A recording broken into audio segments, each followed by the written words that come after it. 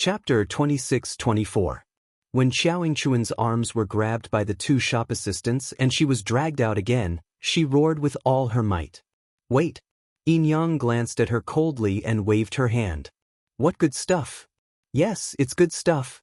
Xiao Yingchun stammered. It's definitely good stuff. 16 years old with extremely good looks. Definitely top-notch. Furthermore, she's already a level 3 spirit master. Think about it. She's only 16 years old. If she's nurtured for a while longer, then she'll definitely be able to become a level 5 or 6 spirit master before she's 20.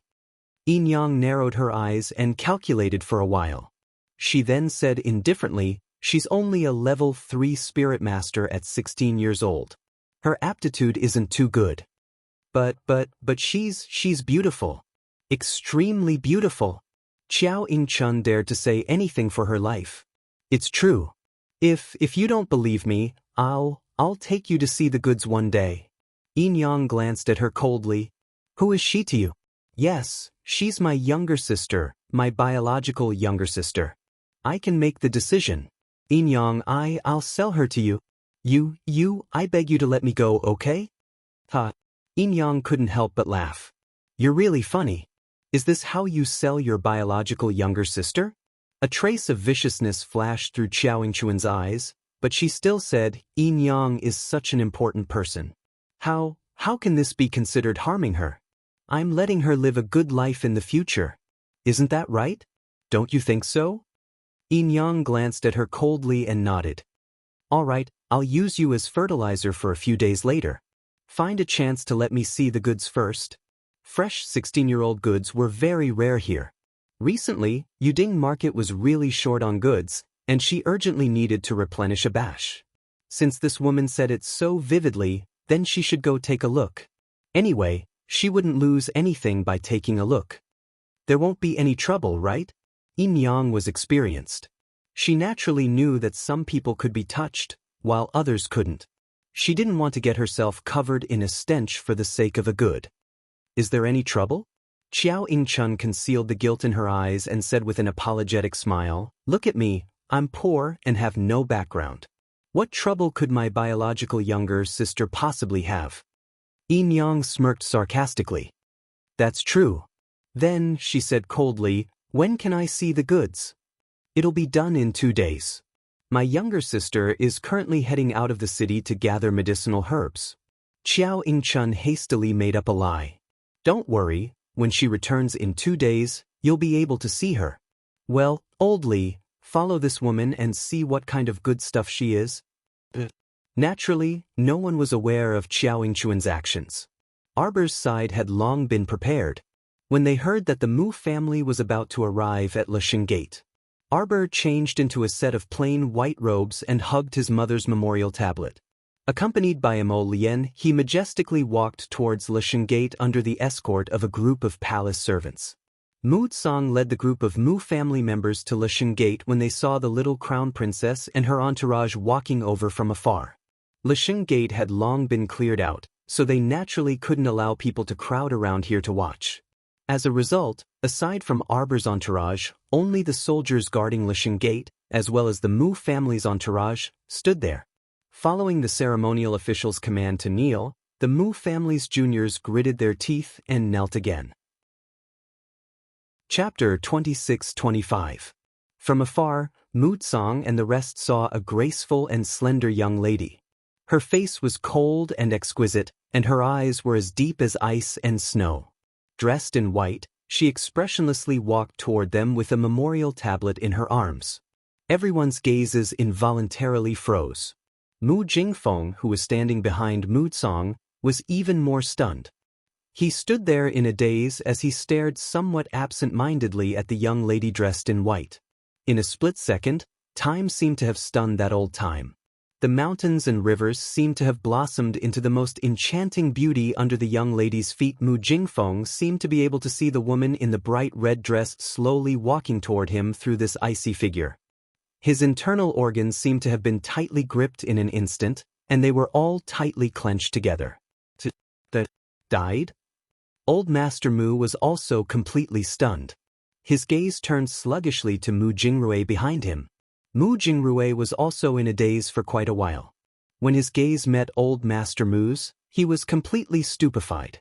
No, he had always thought that his sister-in-law had only gone missing. It should be said that all the information the Mu family had gathered was that Long Chuyun had miraculously disappeared after giving birth. How did Jojo find out that her mother was already dead? Mu Jingrui had investigated for a long time and sorted out a series of clues before setting the tracking direction on Seekong Planet. Before this, who would have known that the dignified matriarch of the Mu family would run to such a remote and desolate lower star domain like Seekong Planet? When they first met, Jojo asked him about her birth mother's name. He didn't say it because he felt that he didn't know where to start. What should he say? Say that your mother was originally the madam of our family and that you had a lot of good days ahead of you.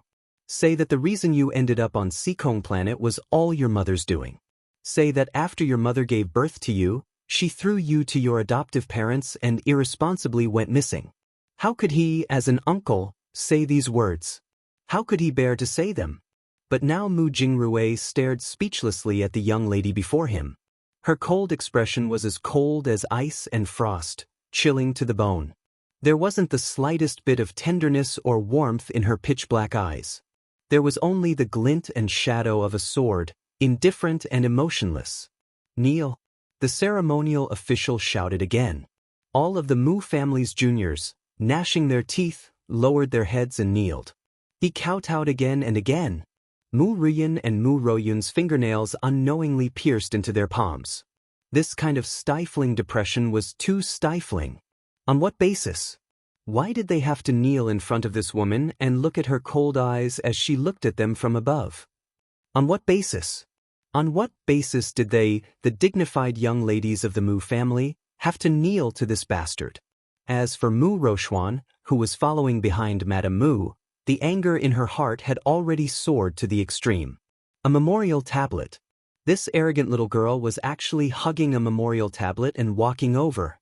She actually wanted all of the Mu clan's disciples and juniors to kneel and worship this woman who had been dead for God knows how many years, and who might not even have a corpse left. Such a grand occasion. What would happen to her mother, Mu Qingya's reputation? As for Mu Xingchen, he was already in a daze. He felt like a joke. He said that he didn't hate her, but he was very clear that he harbored resentment and hatred towards this biological mother of his. He hated her for leaving without saying goodbye and resented her for abandoning her son. However, when he saw his mother's memorial tablet, it was as if a mountain had suddenly collapsed, suddenly collapsing like a mountain torrent. It turned out that he had long lost his mother.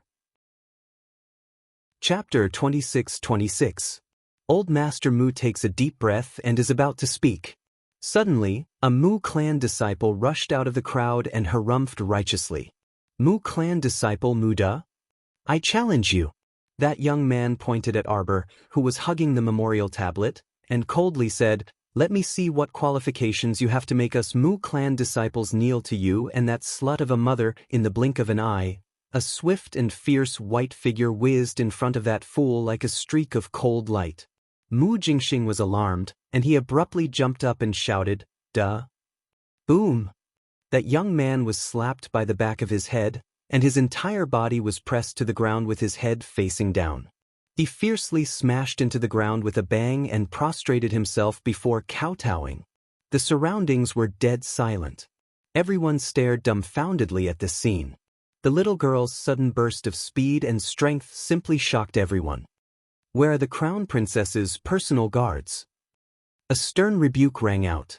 Hui Feng led a group of black-clothed youths to Arbor's side and knelt on one knee as they called out in unison, Present. Kill him. Hui Feng and the others drew their swords in unison and slashed at the young man on the ground without a word. No, don't. Mu Jingxing's pupils contracted, and he hastily shouted to stop them. You can't kill him. He's your cousin. Mystic energy was attached to the long swords, and there were 7 to 8 strands of power that uniformly rushed at the young man on the ground. Hold on. Elder Mu's pupils contracted, and he hastily summoned a fire spirit and tossed it above Muda with a whoosh to help him resist the attacks of Hui Feng and the others. In the blink of an eye, Arbor took out his ferrule and slapped it down. It ruthlessly landed on Mu De's left arm. Crack. Accompanied by the sound of bones shattering, the pupils of everyone present shrunk. Ruthless. Vicious. This was the first impression everyone in the Mu clan had of the young crown princess. Mu De rolled on the ground. His eyes flashed with anger. He subconsciously stretched out his hand to summon a long sword from his mind. Cut it! Arbor roared and ordered expressionlessly. The fleeting swan dagger jumped out with a whoosh and fiercely collided with Muld's sword with a thunderous momentum. By the waist. Cut off. The entire long sword had no power to resist and was directly cut into two at the waist. All of the Mu family's disciples gasped. He could only watch helplessly as Mu De's consciousness was damaged and he spat out blood. This was his second impression of the little crown princess. Cold-blooded. Berserk Arbor made a prompt decision to pursue and attack. He immediately flew up and arrived in front of Muld again. Then he smashed his ferrule towards Muld's head. Junior, you dare? Mu Jingxing's eyes widened. Just as he was about to rush forward, Grandpa Mu stopped him. Grandpa Mu sighed. He only lightly flicked his sleeve and stabilized the little fellow's ferrule. Emolien's eyes turned cold. She flashed to Arbor's side and coldly looked at Grandpa Mu. Grandpa, it's best if you don't interfere in this matter. Otherwise, this crown prince will make your whole family suffer. Grandpa Mu sighed again. I'm old. I can't bear to see the juniors killing each other in front of me. Jojo, for Grandpa's sake, can you spare him this time? Compensation. Grandpa will compensate you. Emolien silently lowered her eyes. Grandpa Mu seemed to have investigated his Jojo quite a bit. The 8th watch ended. Chapter 26-27. Grandpa will compensate you according to the list from before. The old man suddenly said. Mu Jingrue's feet slipped, and he almost fell to the ground. My father. The moment you spoke up, you sold out the Mu clan once again. Dao is a fool. Don't lower yourself to his level. The old man said again. If he wasn't a fool, why would he jump out at this time and be the bird that stuck its head out? The old man was very clear on who was instigating from behind. His cold eyes indifferently swept over the Mu family's juniors. Everyone couldn't help but lower their heads. Chow chow. The old man called out again. He spoke rudely and insulted my mother in front of everyone just now. Xiao Mu gazed coldly at the old man. Do you think that a mere batch of supplies will be able to let this matter pass so easily? In your eyes, who am I, and who is my mother? This person publicly insulted the crown princess mother. In his eyes, who is the crown princess, and who is the crown prince? Arbor's calm and indifferent voice clearly fell into everyone's ears. Mu Tsang's breathing slightly choked, and he had a bad premonition. At this moment, he also felt an extreme headache. This child, Mu De, was second brother's child. He was born slow-witted, and he didn't learn the slightest bit of second brother's shrewdness. This time, he had really dug a pit for himself. Even if everyone in this world looks down on my mother, even if everyone stands on the opposite side of my mother, even if there's no one to protect her, will also protect her at all costs.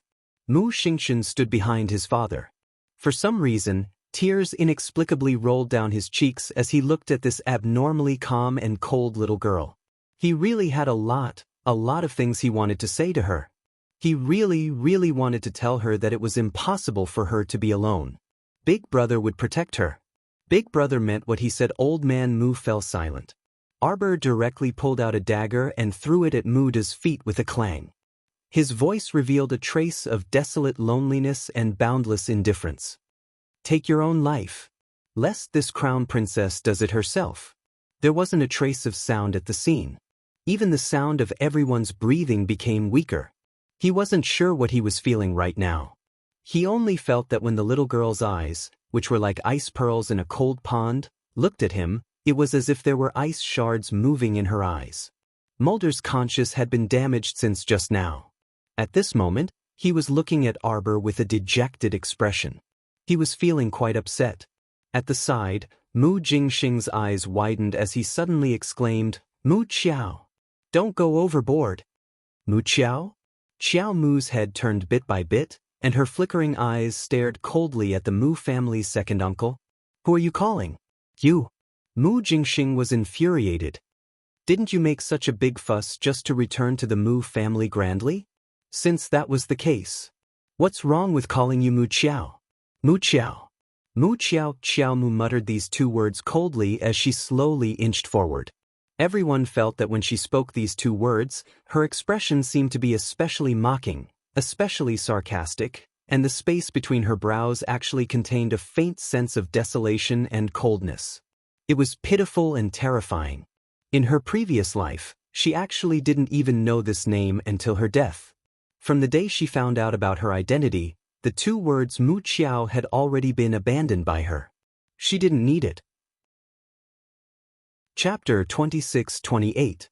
She didn't return to the Mu residence this time because she wished so much to go back and regain that ridiculous kinship and kindness. It was because she wanted to go back and find out the truth. She couldn't let her mother die without knowing the truth. She couldn't let herself die without knowing the truth in her previous life. She wanted to peel away the layers of fog in front of her and find the most primitive truth. So Mu Qiao? These two words had long been discarded by her. Her surname was Qiao. As long as her surname was Qiao, her surname would be Qiao for life. Ha ha ha. How ironic. In her previous life, when she was alone and helpless and struggling on the verge of death, she wanted so much to have a family and a strong backing that could protect her warmly. The little girl suddenly threw her head back and laughed out loud. Her laughter was cold and sarcastic. But now, she already had Lien. She had a sect, a master, an adoptive father and mother, and a younger brother and sister. She really didn't need anything else. She hugged Long Chuyun's memorial tablet and slowly walked forward. Like a wisp of flowing cloud, it also seemed like a thin piece of snow crystal. Just like this, it was empty and unhurried. Sorrow and coldness gently brushed past everyone's hearts. Jojo was very unhappy. Lien's heart twisted tightly as if it was being scratched by a cat. His footsteps moved slightly and his eyes darkened. For a moment he just wanted to pounce over and hug this little girl tightly to comfort her. However, he still managed to control himself. He firmly suppressed the desire to embrace her. "Jojo!" Old Master Mu's heart trembled slightly, and he softly called out to her. "Erda was insensible and insulted your mother. He was wrong, but he didn't deserve to die. Can you spare his life?" "Father!" Mu Jingxing angrily said. Erda merely scolded her out of spite. How did it escalate to the level of life and death? "Shut up!" Old Master Mu angrily glared at Mu Jingxing, who was causing trouble, and continued, "Jojo, Grandpa is willing to compensate you double. And I'll make Erda kneel in the ancestral hall for a month until you forgive him." Xiao Mu coldly turned around and gazed at Old Master Mu with a bone-chilling gaze. She expressionlessly declared, "I will never forgive him. It doesn't matter if he didn't mean what he said, or if he was brainlessly ordered by someone else. Since he dared to insult my mother in broad daylight, he must pay the price in blood. From the day I walked out of hell, I told myself, in this lifetime, no one can climb on top of Arbor's head and behave atrociously. No one can make me smile and forgive him after slapping me in the face. You can't. Not even your whole family. I swore to Deng Hua that as long as I want to protect someone, even if all the gods and Buddhas are my enemies, I will not flinch. I'll kill whoever blocks my way." The entire area in front of Lixing Gate was completely silent. Arbor slightly shook his wrist and a small porcelain bottle rolled to Mulder's feet. "Since you can't speak, then never speak. Be a mute for the rest of your life or die. Choose one." Mulder raised his head to look at Old Master Mu, whose eyes were slightly closed. He shakily reached out to grab the porcelain bottle on the ground and looked at his father, Mu Jingxing, for help. "Big brother. Father." Mu Jingxing then looked at Mu Jingfeng and Mu Tsong. Mu Jingfeng's expression was somewhat absent-minded. Mu Tsong let out a long sigh. Chapter 26-29. Arbor's gaze was cold as she raised her head to glance at the old man. She saw that the old man was looking at her with sparkling eyes without the slightest bit of hostility. She could sense whether he was sincere or not. This child had been a very sensitive person since she was young, so she could see through people's hearts more clearly than anyone else. At least from her point of view, the old man was still somewhat sincere. Jojo? Mo Lien walked to her side and sighed in relief before reaching out to hold her small hand. In short, no one could bully his Jojo if Mu Tsang, this old man, really didn't know how to appreciate favors. He definitely wouldn't let the old man off so easily. Arbor nodded her small head at him, indicating that she was fine and for him to set his mind at ease. Mo Lien then gently released her small hand, and his expression relaxed slightly as he retreated a few steps back. This time, it was the old man's turn to breathe a sigh of relief. Earlier, Prince Mo's aura was truly too stifling when he came over. Neither of these two were to be trifled with. Others might not have noticed, but the old man did. Ever since the little fellow made a move, the entire scene had sunk into a deathly silence. It was practically possible to hear a pin drop. Which of the Mu family's juniors had this kind of aura? The little fellow's gaze truly made one's heart feel very heavy. Mu Jingfeng finally found his dry voice and stepped forward to ask, "Why would your mother?" Arbor didn't even look at him as she coldly stared at Muda. "Do you need me to find someone to help you?" Muda shuddered. At this moment, he was already filled with regret. "No one can save you." Arbor coldly threw down this sentence, her gaze sweeping over Hui Feng and the others. "Since this coward doesn't dare to make a move himself, you guys help him." Mu Qiao. "You shut up." Arbor abruptly turned around and glared at second Uncle Mu, who had shouted her name. "Don't change my name without my permission. I'm Arbor. I'll be using this name for the rest of my life. Don't have the right to change it." Mu Jingxing's heart actually shrunk slightly from the little girl's pitch-black eyes that resembled icy pearls. "What's the matter with your mother?" Mu Jingfeng could not help but ask. Xiao Mu turned around and cast her father a bone-chilling, shallow, and frigid gaze. Mu Jingfeng felt as if he had been stabbed by this gaze, and his entire body trembled. She looked so much like that woman. The same arrogance, and the same disdain for him. The anger in his chest suddenly seemed to explode as it surged up violently.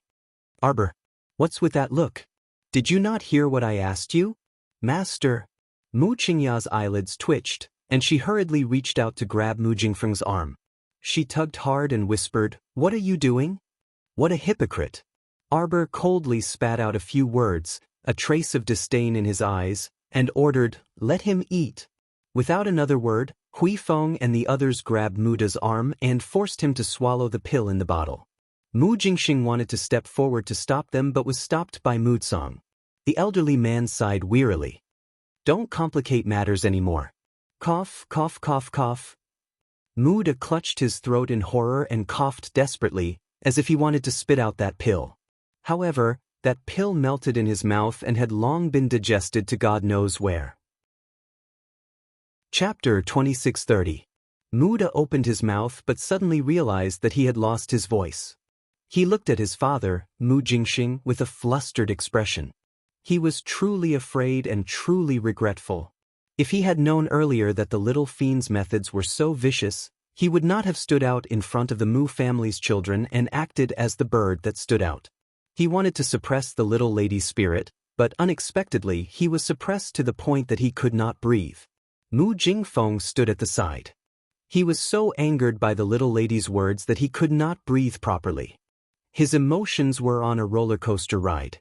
Arbor directly hugged Long Chuyun's memorial tablet and quickened his footsteps toward the Mu family's residence. Mu Jingfeng followed a few steps behind and angrily roared, "You unfilial daughter, stop right there. Speak. Why did she die?" Arbor abruptly turned around and mockingly stared at Mu Jingfeng. "Why did she die? You don't know? Since you don't know, then don't ever know in this lifetime." Mu Jingfeng's heart was stifled. His stifled emotions nearly caused him to be unable to breathe smoothly. "You've already retreated from her life long ago. You don't have the right to know anything about her." Mu Jingfeng angrily glared at him. "I don't need your fake affection and concern. Give your fake feelings to those who need them." Arbor abruptly raised his voice and angrily roared, drowning out the words that Mu Jingfeng wanted to say. That pair of pitch-black eyes coldly stared at him, and his voice was so cold and emotionless that it seemed to have been fished out from the other side of the Yellow Springs. As a husband, you can't even protect your own wife. As a father, you haven't fulfilled the slightest bit of a father's duty. As a man, you can't even protect a woman. As the head of the Mu family, a 1,000-year-old family, you don't even know when and where your wife died? Why did she die, or who killed her, you don't even know. What right do you have to question me? What right do you have to stand here and shout at me? You're so laughable. Arbor, watch your words and attitude. Can. Arbor sternly shouted, drowning out Mu Jingfeng's voice. Arbor pointed a finger at him, his pitch-black almond eyes wide as he pressed on. Heaven and earth above, the sun and moon are shining. Mu Jingfeng, do you dare to swear in the name of the Mu family's ancestors that you've never done anything to let her down in this lifetime? Do you dare to kneel in front of the ancestors of the Mu family and tell them that you have the slightest bit of benevolence, righteousness, and love for this daughter of yours? You didn't. The entire Lisheng sect, both inside and outside, was suppressed by a heavy atmosphere. Everyone lowered their heads, not daring to raise their heads to look at the patriarch's deflated appearance. If you had the slightest bit of pity for me, the person I saw on Sikong planet wouldn't have been Mu Jingrui, but you. If you have even the slightest bit of fatherly love for me, Arbor suddenly smiled, the coldness in his smile reaching deep into his eyes. Perhaps she tilted her head and her gaze seemed to be looking through him into the distance. You will be like a ray of starlight when that person is at his loneliest and most helpless. You will give that person a little bit of light. Even if it's just a little. Mu Jingfeng was speechless. However, Arbor coldly turned around and continued to carry his mother's memorial tablet forward. Prince Mo's heart had long ached terribly. What he couldn't bear to see the most was Jojo's cold and lonely gaze, as if her body was here, but her heart was far away. It was as if he wouldn't be able to hold on to the little lady in the next second. Chapter 2631. Mo Lien floated to Arbor's side and reached out to hold her small hand, wrapping it in a warm embrace. Jojo, I'll go back with you. We'll face it together, no matter what. Arbor retracted her misty gaze and glanced back at him. The corners of her lips curled up as she tried her best to give him a smile. Mo Lien's heart ached as he watched. He held her small hand tightly and said softly, "You don't have to force yourself. No matter if you laugh or cry, I'll accept all of your emotions. What I want to see is the real Jojo. Don't force a smile in front of me. I won't bear to." Prince Mo reached out to gently caress her small face. Arbor blinked and nodded. Prince Mo reached out to take the memorial tablet in her arms and said softly, "Count me in as the one protecting our mother. Mother, thank you for giving birth to Jojo. Thank you for bestowing me with such a good Jojo. No matter what happens in the past, present, or future, I'll always be by Jojo's side to take care of her, protect her, and accompany her. I'll never leave her. Mother, you can rest assured." Arbor glanced at him and looked at the man beside her who was as graceful as a startled swan. He held his mother's memorial tablet and muttered something as he walked. She couldn't help but want to cry and laugh at the same time. What was she afraid of? The most difficult moment was already over. The future would only get better and better. What wasn't good would only be enemies. Behind her, Mu Tsong's heart sank a little. He brought Mu Jingfeng and the other children, as well as the thousands of Mu family disciples, and followed the little fellow's footsteps. This time, Changle Street really boiled over. Although they didn't see the scene in front of Lisheng Gate, everyone clearly saw the scene of His Highness the Crown Prince holding the little Crown Princess's hand and slowly walking over while holding the memorial tablet. The Crown Prince. The Crown Prince actually held the little Crown Princess's hand and sent the Crown Princess's mother's memorial tablet back to the Mu family together? For a moment, the entire imperial capital was in an uproar. Everyone rushed to spread the news. Those who were there to watch the show sighed with emotion. Who said that His Highness the Crown Prince brought the little Crown Princess back from the lower star region for fun? Who said that after the Crown Prince returned to the imperial capital, he would sooner or later kick this unpresentable Crown Princess away? Rumors, rumors, rumors. His Highness the Crown Prince clearly valued this Crown Princess more than anyone else. Looking at the degree of rarity in front of him, it was clear that he was crying out in pain as if he had obtained a treasure. It had to be said that they really looked like a pair of celestial immortals. Who said they weren't compatible? Both of them were dressed in plain white robes and had fine black hair. They held hands as they walked over. Her beauty was unparalleled throughout the ages. She's and crowned to cover the capital. This was simply to match for them. The Crown Prince and the Crown Princess's outstanding appearance, in addition to their gazes, lingered with shallow feelings. This was simply too much for single people. The commoners on the street couldn't help but cheer. The Crown Prince held the little Crown Princess's hand and slowly walked through Changle Street. The commoners along the street couldn't help but kneel down and greet the Crown Prince and the Crown Princess. The two held hands as they walked through the street. They looked at each other and smiled faintly. Needless to say, with their looks and bearing, they inadvertently gained countless fans along the way. The Crown Prince and the Crown Princess are simply too compatible. Alas, this makes me believe what the storybooks say. What does it mean to have the bearing of a phoenix and the bearing of a phoenix? Chapter 2632. Wherever the two of them passed, words like this could be heard endlessly. Prince Imo was very happy to hear it. Like he said, the commoners had good taste. He was the most compatible with Jojo, the most compatible. In a private room on the second floor of Kaidai Pavilion, a pair of dark green eyes were coldly looking at the two people passing by on Changle Street. He just coldly and silently looked at them. Even though he did not show his emotions, the fingers holding the teacup were tightly curled. In front of Qin Xian's eyes, there seemed to be a dim yellow painting that flashed by. He saw the little person in the painting dressed in red being led out by the matron of honor. Her head was lowered and a little round chin was revealed. He saw himself looking at that person with a faint smile. His heart was filled with happiness and satisfaction. He saw himself holding the little person's hand. He saw himself holding her hand as they walked step by step to the front of the wedding hall. It was his. His breathing suddenly became irregular, sometimes high and sometimes low, as if something in his chest was about to explode. It was like there was a terrifying hand that was tightly holding his heart. Bit by bit, it was going to pull him into the abyss.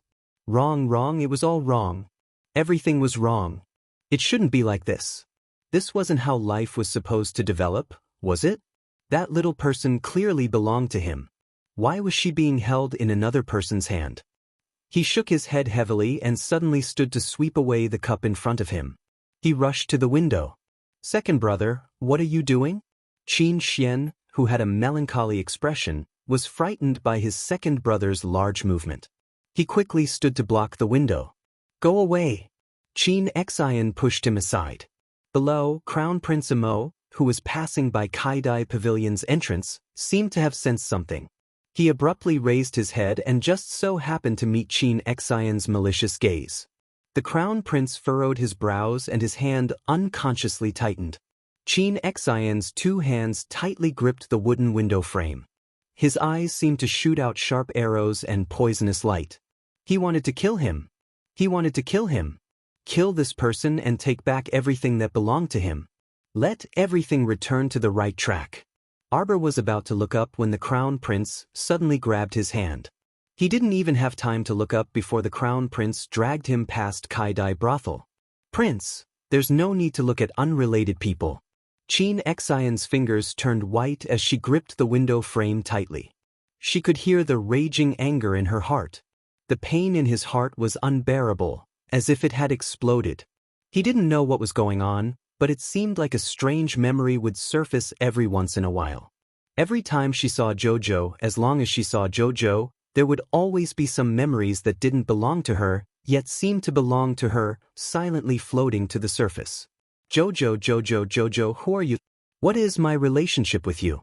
Qin Xian carefully waved his hand in front of him. Second brother, what's wrong? When we were on Seikong Planet, didn't you already know that little Jojo was married? Qin Xian said regretfully, the little girl is very good, but she already has feelings for someone else. You shouldn't pester her anymore. Qin Xian glanced at him coldly. This part of your life is wrong. Qin Xian felt that there was an abnormal light flowing in his second brother's eyes when he said this. He gave off a somewhat sinister and scary feeling. Chapter 2633. In that instant, he was like a malicious ghost that had crawled up from the yellow springs, causing one's heart to tighten. A Qin Xian reflexively looked at the ground. Second brother had a shadow strangely. Why did he suddenly think that his second brother was a malicious spirit? Eldest young Sir Qin lowered his eyes speechlessly. When he looked up again, he saw that his second brother had already left the window and exited the Kaidai veranda. The Mu estate located on the western side of the imperial capital, in the suburbs. It was surrounded by Winter Moon Mountain Forest, and the surrounding mountains were almost all the Mu estate's cultivation grounds. Of course, the Mu estate was actually only an extremely small piece of land in the entire imperial capital. At this moment, the Mu estate's main gate was wide open, and so was the middle gate. Everyone in the Mu estate, young and old, stood silently on both sides of the road, welcoming the crown prince and his wife inside with complicated expressions. Today's events on Changle Avenue and at Lisheng Gate had a huge impact on the hearts of the Mu family's younger generation. This crown princess was actually the true eldest miss of the Mu estate, right? But now, the title of eldest miss had already been taken by Miss Rochuan. According to her age, the crown princess should have been the second miss, but the title of second miss had also been taken by Miss Rian. Speaking of which, the crown princess's situation in the Mu estate was truly a bit awkward. Since the crown princess was the crown princess, she had to be addressed as such at home. Arbor and the crown prince walked hand in hand through the Mu estate's grand gates and were led to the ancestral hall. The largest area in the northeast of the Mu estate was the disciples' resting area, while the core members of the Mu family were arranged to rest in the southeast inner court. There were many doors separating the two areas, and ordinary disciples couldn't enter the inner court at all. The west was the area for refining pills and forging weapons. The south practice field was where the clan's disciples practiced, as well as rows of sealed rooms for seclusion. The north was the conference hall. The ancestral hall was located at the end of the north, far from the main building and buried deep in the mountain forest. A stream surrounded the door, and it was a place of excellent feng shui. The steward respectfully led the crown prince and crown princess to the ancestral hall, not daring to act rashly. When they arrived in front of the ancestral hall, they subconsciously looked back at the old patriarch, Muzong. The door of the ancestral hall was already open. Arbor took Long Chuyun's memorial tablet from Emolien and nodded at her with pursed lips. He then turned around and strode into the ancestral hall. The door of the ancestral hall closed with a creak. Arbor looked coldly at the incense burning in front of him. There were many memorial tablets placed in front of him. Arbor glanced at them one by one, and his gaze fell on the top. The name of the memorial tablet in the middle was Mu Choyang. This should be an ancestor-level figure of the Mu family. Arbor also put his mother's memorial tablet on it, took out a clean white cloth from his inner world, and carefully wiped it. "Mother," she muttered to herself, "I will seek justice for you and help you find out the truth. I will take back the pride that belongs to you. Don't worry. My daughter will not lose." She placed her mother's memorial tablet properly, then kneeled down and respectfully kowtowed 3 times. Only then did she get up from the ground. Her back was ramrod straight, and she walked step by step to the door. She reached out and pulled open the heavy ancestral hall door. When the little girl's frail figure appeared at the door of the ancestral hall, Mu Xingchen felt his breath catch in his throat. The little girl looked at him with a calm expression, but he could inexplicably feel the turbulent waves suppressed in the bottom of her heart. Chapter 2634. Mu Xingchen was also feeling extremely stifled right now. He really wanted to run up and comfort this young lady. But in the end, he felt that his words of comfort were simply pale and powerless. Mu Jingfeng's expression was completely taut. His daughter's questioning in front of Lisheng's door earlier had caused him to lose all face, and a raging fury had also surfaced in his heart. The young lady before him was truly his daughter. She could still make him so angry that his insides burned. Mu Jingfeng took a deep breath and said with a cold expression, "Now that you've achieved your goal, what do you plan to do next, Qingya? Has the crown prince and Zhou's court been tidied up?" Mu Tsang directly interrupted Mu Jingfeng and turned to look at Mu Qingya. Mu Qingya hurriedly nodded and said, "Yes, yes. The Magnolia Court's court has already been tidied up and arranged properly. The crown prince and crown princess can move in at any time." Mu Tsang was very confident in his wife's ability to take charge of the family. He nodded upon hearing this and said to Qiao Qiao with a smile, "Qiao Qiao, since you've returned, then stay at home for a few days. Your Highness, Zhou has been separated from us for many years. It's not easy for him to return home. I hope that your Highness will allow Zhou to stay at home for a while." Mu Tsang thought of the crown prince, who was standing at the side like a great Buddha, and hurriedly said this. "All right." His Highness the Crown Prince agreed. "Then, this solitude and Crown Princess will be troubling old clan head for the next few days." A trace of joy appeared on Mu Tsang's old face, but there was also some awkwardness between his brows. Seeing the Crown Prince's polite and distant words, the old man felt a little upset in his heart. It was originally the return of his granddaughter and grandson-in-law. Wasn't it a matter of course for them to stay for a while? Forget it, one wouldn't become fat in one go. Even if he wanted to slowly mend his relationship with Zhou, he couldn't rush this moment. The old clan head sighed and turned to exhort Mu Qingya, "Keep a close eye on them. Don't let the crown prince and Zhou's court lack anything." "Yes, your daughter-in-law will be careful. Don't worry, father." The elderly clan leader nodded, then turned to glance at his stoic-faced granddaughter. "Zhou, you've just returned, so you still have to make arrangements with the crown prince. Once you've settled down in the Jade Orchid Garden, why don't you make a trip to grandfather's place?"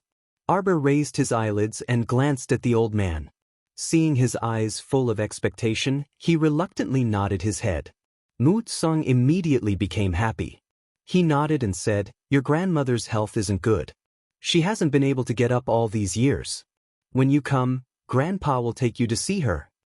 Arbor tilted his head non-committally. Mu Tsang didn't say anything more to the little fellow.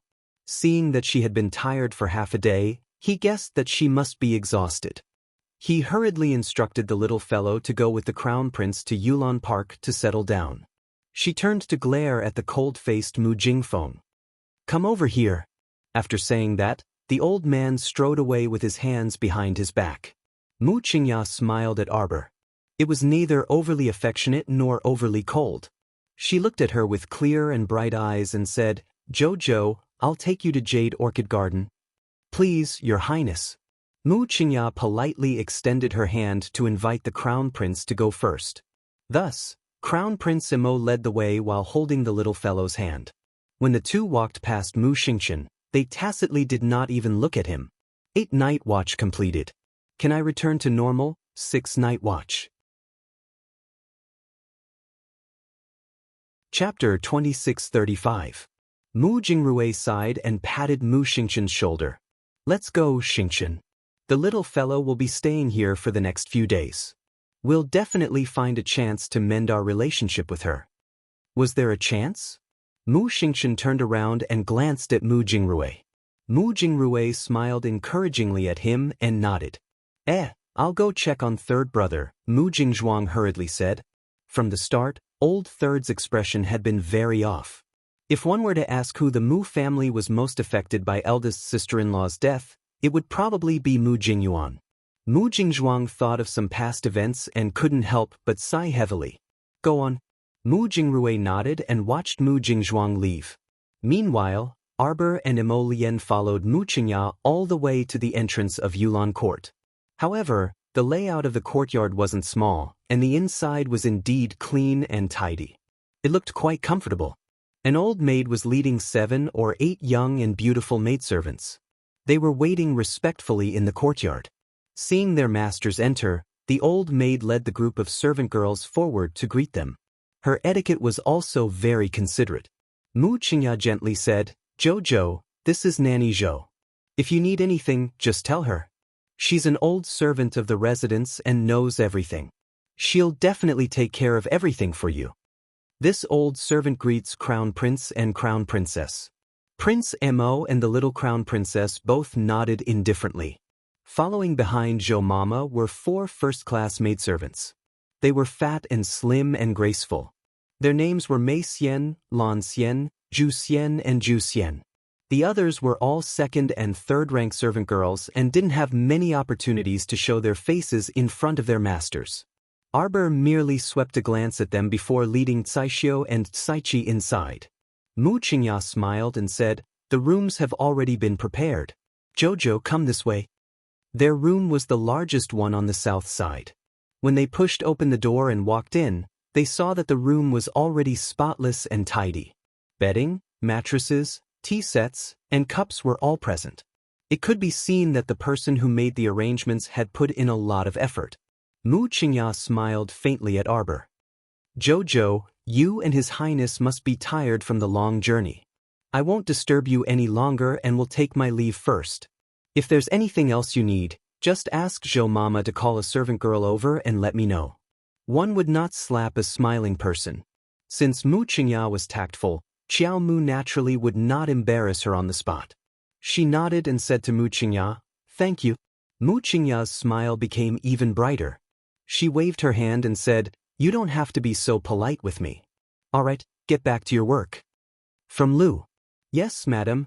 The 16 or 17-year-old girl named Song Lu hurriedly ran forward and bowed to the Crown Prince and Crown Prince Consort before hastily excusing herself with Mu Qingya. After Mu Qingya left with Song Lu and the others, Arbor turned to look at Caixiu and said, "Go out and tell them that if there's nothing else, they can wait in the outer court. They're not allowed to casually enter the inner court, especially the area around the south side rooms." She naturally didn't need those miscellaneous people in her inner court. The little fellow had never been a particular person. She liked peace and quiet and didn't like so many miscellaneous people popping up in front of her. It was annoying to look at. Chapter 2636. After interacting with her for so many days, Caixiu and Caiqi didn't know this little crown princess very well, but at least they had a good grasp of her temper. The crown princess's style of doing things had always been straightforward. She just had to do as she was told. Once it was done, the crown princess was also a very generous person. When it came to rewarding people, it was really surprising. Hearing this, Caixiu quickly nodded and led Caiqi out. Aunt Jing stepped forward and bowed. "This servant will also leave first." His Highness the Crown Prince nodded indifferently. Seeing that everyone had retreated and closed the door, he pulled the little fellow into his arms and hugged her tightly. "Jojo." Prince Mo hugged the little fellow and gently rubbed her body. "Don't be sad, don't be sad." Arbor raised her little head proudly. "I won't be sad for those irrelevant people." Mo Lien lowered his head and looked at her seriously. Seeing that her emotions were still stable, he smiled and nodded. "Okay." He pulled her to sit at the table and reached out to touch the teapot. Seeing that it was warm, he couldn't help but frown. He directly pushed the teapot and cups to the side of the table. The little fellow took out the teapot with spirit tea from her inner world and took out 2 white jade porcelain cups. She poured a cup of hot spirit tea for Prince Mo and herself. "Then, drink." Jojo-sama handed it to Mo Lien. Mo Lien received it with a smile and raised his hand to drink it in one gulp. After being busy for half a day, they finally had time to sit down and drink tea. Jojo-sama half leaned on the table and took the teapot and cups that Mo Lien had pushed to the side. He opened the lid and sniffed the teapot like a kitten. "Is there a problem?" Mo Lien was startled. He reached out and hugged the little fellow onto his lap. He didn't think much of it before. He only pushed the teapot to the side because it was cold. But looking at the little fellow's actions, she definitely did not believe the Mu family at all. Jojo shook his head. "No problem. I don't think the Mu family would be that stupid. They wouldn't make it so obvious." Plotting to murder the Crown Prince and the Crown Princess was a crime punishable by the extermination of the entire family, unless the entire family didn't want to live anymore. The little fellow pursed her lips and took out a small jar of crispy peanuts from her inner world. While eating, she mumbled, "What should I do next?" Mo Lien can't help laughing. She looks down at the little girl and says, "Didn't Grandpa Mu ask you to settle down and go to him?" Jojo's hand, which was holding the peanut jar, paused. He asked me to look for it, so I have to look for it. Mo Lien said with a smile, I'm guessing that the old man wants to give you some good stuff in private to comfort you. Jojo's eyes lit up. She immediately put on a reluctant look and said with a sullen face, well, I'll give him a chance to speak. Mo Lien almost laughed out loud. He hugged his little wife and shook her. That's right. The old man is quite sensible. While the two of them were talking, there was a commotion at the door of the south wing. It was so loud that it was hard for them to pretend that they didn't hear it. Mo Lien creased his brows, and he met the little fellow's gaze when she raised her eyes to meet his. The crown prince was about to let go of his hand and pull the little fellow up, intending to go out and have a look. Unexpectedly, the door was rudely knocked open with a bang. A tall and plump young girl suddenly appeared at the door. Chapter 2637. Seeing the situation in the room, that lass's eyes involuntarily flashed. Ju Xian and Mei Xian, the two head lasses, went up to pull away that second-rank lass who doesn't know etiquette, and naturally saw His Highness the Crown Prince holding the little crown princess on his lap. The two couldn't help but blush, and they hurriedly retreated 2 steps outside the door. That second-rank lass, Xiao Xing, stood at the door, stuck between a rock and a hard place. She stiffened her neck and said in a hoarse voice, Xiao Xing, who reads the Crown Prince and the Crown Princess? Prince Mo expressionlessly loosened his grip, pulling the little crown princess to stand up, his cold gaze sweeping over her. That frosty gaze really seemed like he was looking at a corpse, so cold that Xiao Xing couldn't help but shrink her neck. Flustered and exasperated, Kai Xiu hurried over and forcefully pushed that second-rank lass to the side. She entered the door and bowed, saying, Master, this Mu Estate's second-rank lass truly doesn't know etiquette. Please forgive her for disturbing His Highness and Her Highness. Arbor coldly gazed at that second-rank lass. Someone come? It's the Crown Princess. Aunt Jing hurried over with several old maids from the palace. Throw her out. She's not allowed to appear in this court again in the future. Yes. Aunt Jing hurriedly shouted at those old maids, pulling the little lass up and pulling her towards the door. Xiao Xing cried out in exasperation, Your Highness the Crown Prince, Your Highness the Crown Prince, Crown Princess. What are you doing? Let me go. I'm not from the palace, I'm from the Mu family. You can't treat me like this. Nanny Zhou coldly watched from the sidelines, looking at this disaster-seeking lass and coldly snorted. Just now, after Miss Kai Xiu came over to explain the Crown Princess's instructions, she said that in the future, if there weren't any orders, no one was allowed to enter the inner court, let alone take half a step into the southern wing. Although everyone was somewhat unconvinced, only Xiao Xing, this idiot, really dared to make a fuss on the first day. She was originally only a second-rank lass, and usually could only stay in the inner court. She definitely couldn't enter the wing. At this moment, the other maids haven't made a fuss, but she made a fuss first. Who still didn't know what she was thinking? Wasn't it all because she saw the Crown Prince's lass with the Crown Princess staying in this Yulon court, so she had some bad intentions, and did everything she could to want to get close to him. However, it was a pity that the young Crown Prince Consort wasn't someone to be trifled with. With a single command, she blocked all the servant girls outside. Although everyone was gritting their teeth in anger, they weren't stupid. Who would dare to make a fuss with the Crown Prince Consort on the first day? Shut her mouth. Aunt Jing frowned. She had never seen such an ill-mannered girl. Her crown, his crown, hers, her, could be seen that the rules of the 1,000-year-old Mu family were really not that great. Hearing Aunt Jing's words, the two older women rolled up their sleeves and went forward. They gave Xiao Xing a slap on the left and right and directly used a dirty rag to block Xiao Xing's noisy mouth. The court instantly became much quieter. Everyone heaved a sigh of relief.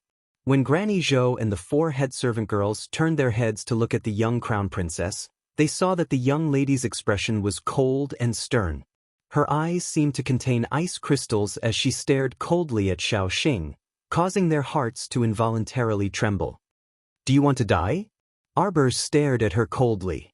The words that came out of his mouth were extremely cold. Chapter 2638.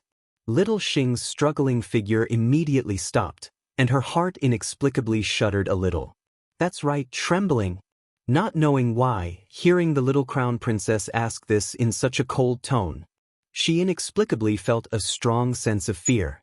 She was really quite scared. Associating it with the little crown princess's actions today, Xiao Xing's body couldn't help but slightly tremble. Her actions just now, it seemed like she was really possessed by a ghost, doing whatever she thought of. Now it seemed like she didn't even use her brain. Xiao Xing didn't dare to struggle anymore, her body softly falling to the ground. Crown Princess, please calm down. Nanny Zhou hurriedly stepped forward, bowing to the little Crown Princess. This second-rank maid is really rude. This old servant will report this to Madam.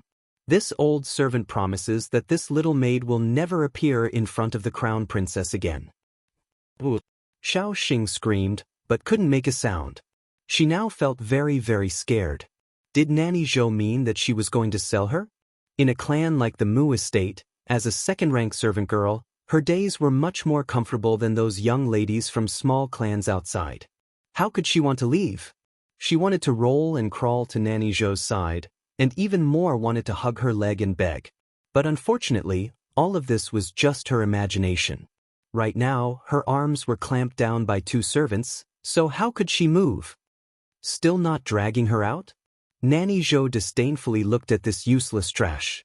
It was only the first day, and she was already disliked by Master to this extent.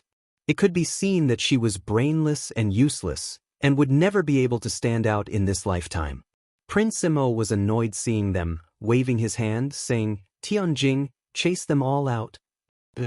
Aunt Jing hurriedly turned her head, ordering Nanny Zhou, "Didn't you hear what His Highness the Crown Prince said? Take all these maids under you and scram out." Nanny Zhou had never been treated like this before. She was so angry that her heart was trembling, but she didn't dare to refute. Aunt Jing was someone who had been in the palace for a long time. How could she not be able to suppress an old nanny with her aura? Nanny Zhou swallowed her anger and suppressed her anger. She was embarrassed and angry. She saluted and led the group of troublesome maidservants out of the inner court. The moment she stepped out of the inner courtyard, the old mama slapped Xiao Xing's face. "Useless trash, the entire Mu family's face has been lost because of you." Nanny Zhou said hatefully, "I will tell Madam everything about you. Let Madam decide how to deal with you." The two old maids who came from the imperial palace threw her in front of Nanny Zhou and left without saying a word. At this moment, Xiao Xing was finally able to move her arms. She hurriedly took the dirty rag out of her mouth and threw herself at Zhou Mama's feet with tears and snot running down her face. She repeatedly sobbed, Mama, this servant knows her mistake. This servant will not dare to make trouble again. Mama, please put in a good word for this servant in front of Madam." Nanny Zhou sneered and kicked Xiao Xing to the side without any explanation. She scolded, "You discontented slut, why don't you take a piss and look at yourself in the mirror? With your looks, you still want to seduce the crown prince." The more Nanny Zhou looked at her, the more vexed she felt. They were all humans, so how could someone be this stupid? Chapter 2639. Do you think you're a freaking fairy?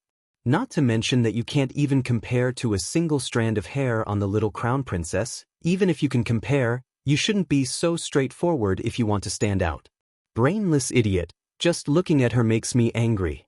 Nanny Zhou waved her hand, gesturing for several strong maids behind her to step forward and drag away the sobbing and begging Xiao Xing, not bothering to give that lass another glance.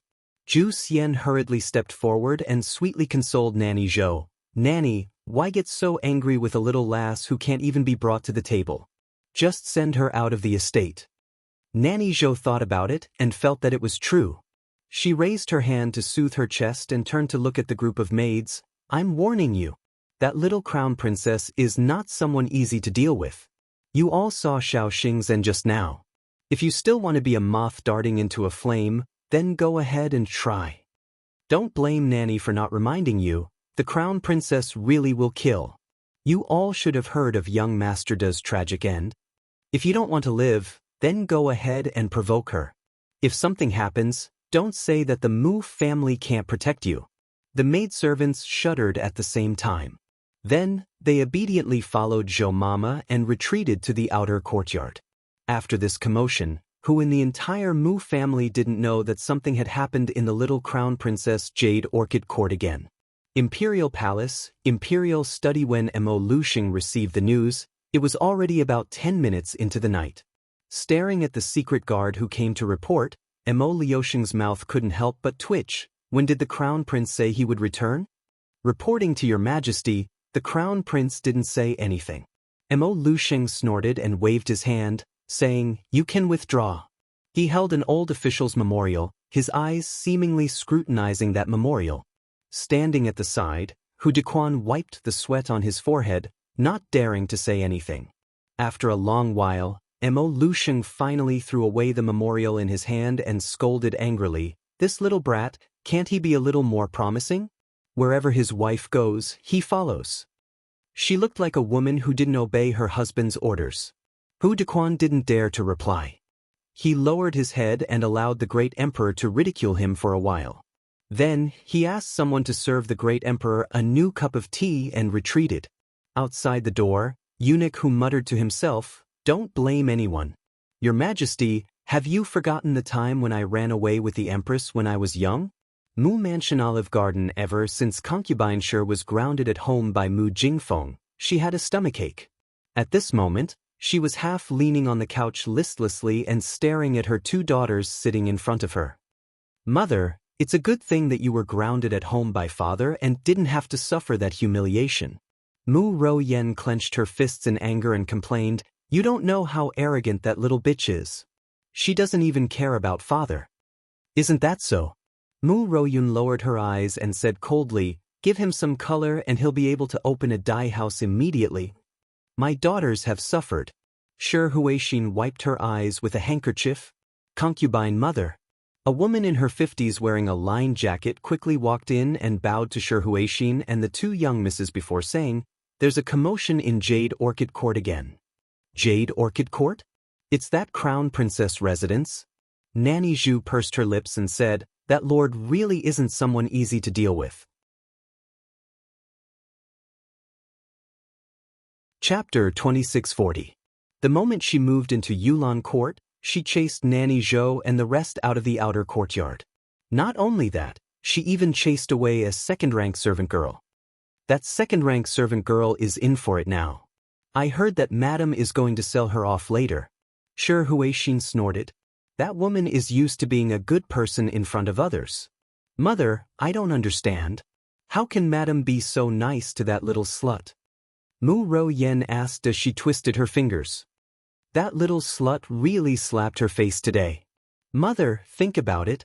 That little slut brought back that slut's mother's memorial tablet in such a grand manner. Now, the entire capital knows that she's a Madame Ha, a second Madame. In the future, when she goes to the ancestral hall during festivals, she'll have to serve that woman tea." Mu Royun also nodded and said, "I also find it very strange. If it's because of that little slut's status as the crown princess, Madame shouldn't be so infuriated." "You're still young." Shi Huixin snorted. "First Madame is used to being a virtuous person. She also has a lot of face in front of Old Master. Old Master has praised her more than once that she's a good person and is suitable to be the matriarch of the household." Mu Rouyen pursed her lips in disdain. "I don't believe that she's not angry. Who wouldn't be angry to be suppressed by a dead person?" The three mother and daughter chatted for a while more before Nanny Zhu, who had left to gather information, ran back in after a while and said to the three mother and daughter, "It stopped. I think it's about time to stop." Shi Huixin sneered. "No lives were lost, right?" "No." Nanny Zhu sneakily walked up and winked at Shi Huixin. This servant heard that it was the second-rank servant girl, Xiao Xing, from Yulan Court who wanted to get close to His Highness the Crown Prince. That was why she was chased out of the court by the Crown Princess. "Huh, that's really impressive." Mu Royun sneered. "How long does she think that she can protect His Highness the Crown Prince like he's food? What kind of status does His Highness have? Does she think that His Highness will only marry her as his first wife in this lifetime?" Shi Huixin snorted and said, "Forget it. Let's not talk about that slut.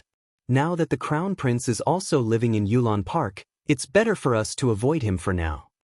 In any case, her Magnolia court should be very lively these few days." The corners of Shi Huixin's mouth curled up sinisterly as she sneered, "Just let them fight like a swarm of bees."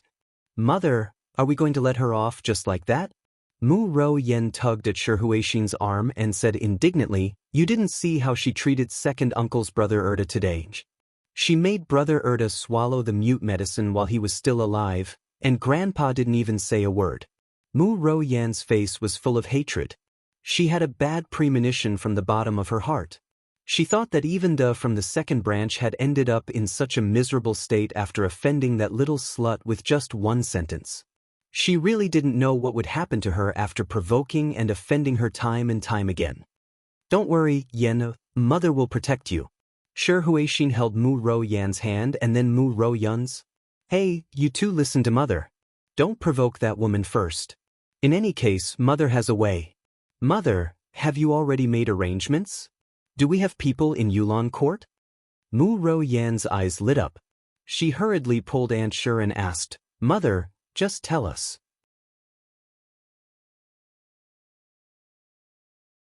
Chapter 2641. Concubine Shi smiled faintly and held her daughter's hands. "Anyway, you'll know when the time comes. There's no need for the three of us to do anything. There are plenty of people who don't want her to have an easy time." Shi Huixin snickered. Mu Ruyan and Mu Royan looked at each other. Seeing that their mother was so confident, they also looked at each other confidently and didn't ask any more questions. Of course, Arbor didn't know that concubine Shi was secretly trying to deal with her. However, even if she knew, she wouldn't care about that woman. How could a weak chicken enter her eyes? The two rested in Yulon Court for the night and woke up feeling refreshed the next morning. Without the noisy maidservants led by Nanny Zhou, Arbor felt that the world was much quieter. After washing up, the two sat at the table to eat breakfast. The Mu residents prepared a plentiful breakfast. Mu Qingya was a smart person and definitely wouldn't make things difficult for the crown prince and crown princess over such trivial matters. The breakfast wasn't as complicated as the ones in the palace. There were 8 refreshing side dishes and a few plates of pastries. The two each had a bowl of porridge and casually ate some pastries before putting down their chopsticks to end their breakfast. Mo Lien smiled and reached out to hold the little fellow's hand. "Wife, do you want to go shopping today?" The last time they went to Despondent Pavilion, they took the carriage directly and didn't really go shopping. Mo Lien's suggestion made Sir Jojo's eyes light up. He instinctively felt that his suggestion was really very good. "Where are we going?" Jojo asked excitedly. "Where do you want to go?" "Why don't we go to your manor to take a look?" Mo Lien reached out to carry the little fellow and looked at her as she spoke. "My manor?" "Yes, the area around Half Moon Cliff." But Arbor was instantly interested. Ever since Prince Kong gave her the title deed to Half Moon Cliff's hot spring villa, she really hadn't gone there. She heard that the scenery in that area was extremely good and looked like a rural village. Sir Jojo was somewhat looking forward to it, especially if he could travel together with his Lotus. Just thinking about it made him feel a little excited. Beauties, beautiful scenery, fine wine, and delicious food. Digha. Jojo suddenly felt a little happy. When Mo Lien saw that the little fellow was so happy, her mood began to lighten up. "Then let's go," the crown prince said with a smile. Taking the imperial uncle's garden over was indeed an extremely wise move. Seeing how happy Jojo was, Mo Lien felt that her heart was about to soar as well. Arbor nudged him. "How are we going to get there?"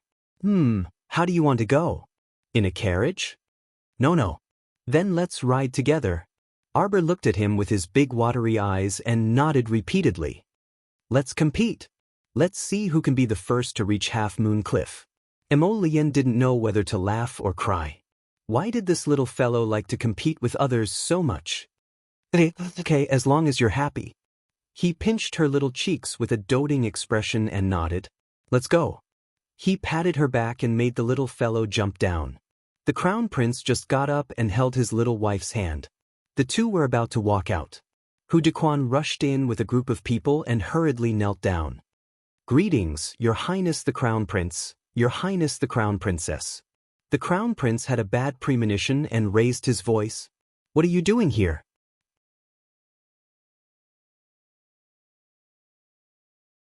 Chapter 2642. Hu Dequan couldn't help but twitch his mouth when he saw the Crown Prince's defensive expression.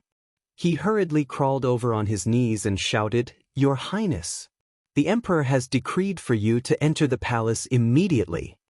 The Crown Prince and the Crown Princess looked at each other in dismay. The two of them were just about to go out for a stroll, and this blind person was already nagging and competing. The Crown Prince silently took his wifey's hand and pulled her out. He waved his hand and said, "Wifey, where were we just now?" "We were talking about the horse race heading to Half Moon Cliff," Arbor immediately continued. The two of them acted as though they didn't see Eunuch Hu kneeling there and walked out of the door together in tacit agreement. "Eunuch Hu, no, can the two of you not treat this old servant like heir?" "Your Highness," Hu Dequan cried out as he led a group of people to rush over. "You can't do this. This old servant is right in front of you. Look at me, look at me, look at me." This group of eunuchs rolled all the way from the inner court to the outer court, persistently blocking the Crown Prince and the Crown Princess path. Black smoke was rising from the Crown Prince's head. This bunch of blind fellows. Didn't they know that he was about to take his wifey out for a stroll? They were already ignoring them, but they still didn't hurry up and scram. They kept blocking his path. How infuriating! Arbor looked at Hu Dequan crying so pitifully that his shoulders kept shaking. He couldn't help but purse his lips and droop his shoulders. He said woodenly, "Why don't you go back to the palace with Eunuch Hu?" Seeing Eunuch Hu crying like that, he wished that he could cry his lungs out. Did he have to? He made it seem like she, the Crown Princess, was bullying him, this old eunuch. Hu Dequan immediately scooted over to her feet. Crown Princess, you're too kind." "Thank you, Crown Princess. Thank you, Crown Princess." "Your Highness the Crown Prince." Eunuch Hu threw himself at the Crown Prince's feet and persuaded earnestly, "Just go back to the palace with this old servant first." "Your Highness." The Crown Prince was furious. He wanted to kick away the old eunuch who had crawled to his feet. Arbor grabbed his hand and said sternly, "Go. I forgot just now. I still have to find the old man to ask for compensation. When you come back, we can go to Half Moon Cliff in the afternoon." The Crown Prince silently retracted his foot, the corner of his mouth twitching. The little fellow shook her head and said seriously, "If you don't accept the imperial edict and enter the palace, your father will secretly scold me in his heart again." Eunuch Hu opened his mouth and suppressed his strange expression of, "How did you know?" Instead, he put on a Crown Princess, "You're so considerate" smile. Then, he coughed lightly and hurriedly stepped forward to say, "Your Highness, you should listen to Her Highness. If we return to the palace now, we will definitely be done by noon." The Crown Prince thought for a moment before reluctantly letting go of his wife's hand. He turned around and shouted at Eunuch Hu, "Quickly prepare the carriage." Yes. Prepare the carriage to return to the palace." Mo Lien turned around and held the little fellow's hand. "I'll be back soon. Wait for me at home. You can't sneak off by yourself." Xiao Mu blinked her eyes, feeling curious. Where could she have run off to? You can't go out by yourself. There are many bad people in the capital. Who knew if she would run into those two from the Qin estate if she went out for a stroll? The little Crown Princess nodded eagerly. "I know." The 8th watch ended.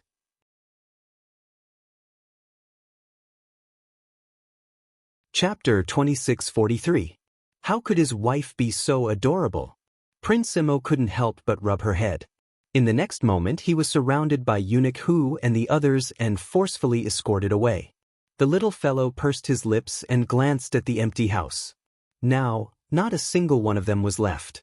"Forget it, I'll go to the old man's place first and ask for her reasonable compensation." The compensation from last time had all been awarded to Hui Feng and his gang. According to the old man, the compensation this time would definitely be more than last time. The little guy stomped out of the door.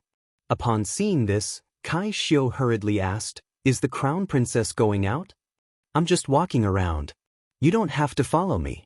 Miss Chiao shook her head and told Kai Xiao and Kai Chi to stay at home. She was just strolling around the Mu family. She really didn't need anyone to follow her around. The little fellow was not a particular person. She did not need the extravagance that noble ladies would pay attention to. She found it annoying to have so many people around. After leaving the Magnolia Court, Arbor strolled along the flower path. The old master's north courtyard was the innermost part of the entire southeast inner courtyard. It was separated from the residential area of the Mu family's children. The old man was the head of the clan. Normally, all the clan affairs were handed over to his eldest son, Mu Jingfeng, to handle. He had been in seclusion for almost all these years. Therefore, the entire north garden was filled with lush trees and quiet residences. The architectural style was also based on simplicity and elegance. They walked around Arbor at a leisurely pace. Occasionally, they would stop and look around, but they wouldn't stay for too long. The Mu family's mansion built in Winter Moon Mountain Forest was comparable to the residences of the princes in the imperial capital. The 6 great aristocratic families of the Divine Prefecture were the Qin clan of the Elixir clan, the Duan clan of the Concealed Weapons clan, the Mu clan of the Talisman clan, the Dou clan of the Medicine clan, the Long clan of the Forging clan, and the last of the 6 great aristocratic families, the Shi clan of the Smelting clan. Among the 6 great families, the Mu family was usually ranked 3rd or 4th. They were often at odds with the medical family, the Dou family. Even the residence was close to the Dou residence. He had built a residence in the Winter Moon Mountain Forest, while the Dou clan had built a mansion next to the East Peak Mountain. However, the Mu family's back door was still within the sovereign capital. The entire family clan was located in the western suburbs of the sovereign capital. The Dou family's residence was a little far. It was basically out of sovereign capital just based on the location of the residence. The Mu clan had the upper hand. Speaking of which, Arbor had been in contact with the 6 aristocratic families for a long time. Considering that their branches could be spread across the major lower star fields, it was clear that their power was not to be underestimated. Arbor's footsteps suddenly stopped, as if he had sensed something, and he turned back to look. Behind him was a row of short and lush trees. There was a winding path leading to Yulon Court, but there was nothing there. Arbor frowned slightly and unconsciously tugged at a strand of black hair that had fallen onto his shoulder. She turned around and walked a few steps. Then, she suddenly turned her head back. Her lips were filled with a trace of coldness. Sneaky, sneaky. Arbor turned around and walked away. Suddenly, the little white squirrel jumped out from Paradise Planet without any warning and squatted by her feet. Arbor was taken aback. He stopped in his tracks and looked down. The little guy was leaning against her feet, swinging his 4 furry little tails. Chapter 2644. Why did Qiuqiu suddenly jump out? Arbor bent down to pick up the little guy from the ground and poked its furry little head. What are you doing? Chirp. The little white squirrel's furry face was twisted into a ball as it looked around the courtyard with a strange expression. Little Qiuqiu had grown 2 more tails recently, and now it had 4 tails. This not only surprised Xiao Mu, but it also made her curious.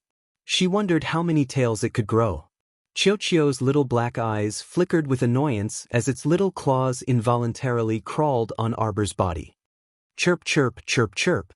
Arbor looked in the direction its claws were scratching and saw a fork in the path beside the flower path. She didn't know where it led to. Him? Sir Jojo took 2 steps in that direction to take a look. What's wrong with Qiuqiu? Chirp, chirp, chirp. The little white squirrel kept clawing at Arbor's clothes and chirped. Could it be? This little guy wants me to take this path? Arbor's eyes suddenly lit up. She herself could not see the expression on her face at this moment. If the Crown Prince saw that expression, he would definitely burst out laughing. Lady Qiao Qiao's eyes were shining with a strange light. She had an expression of, is there a treasure there? This little white squirrel was used to looking for treasures.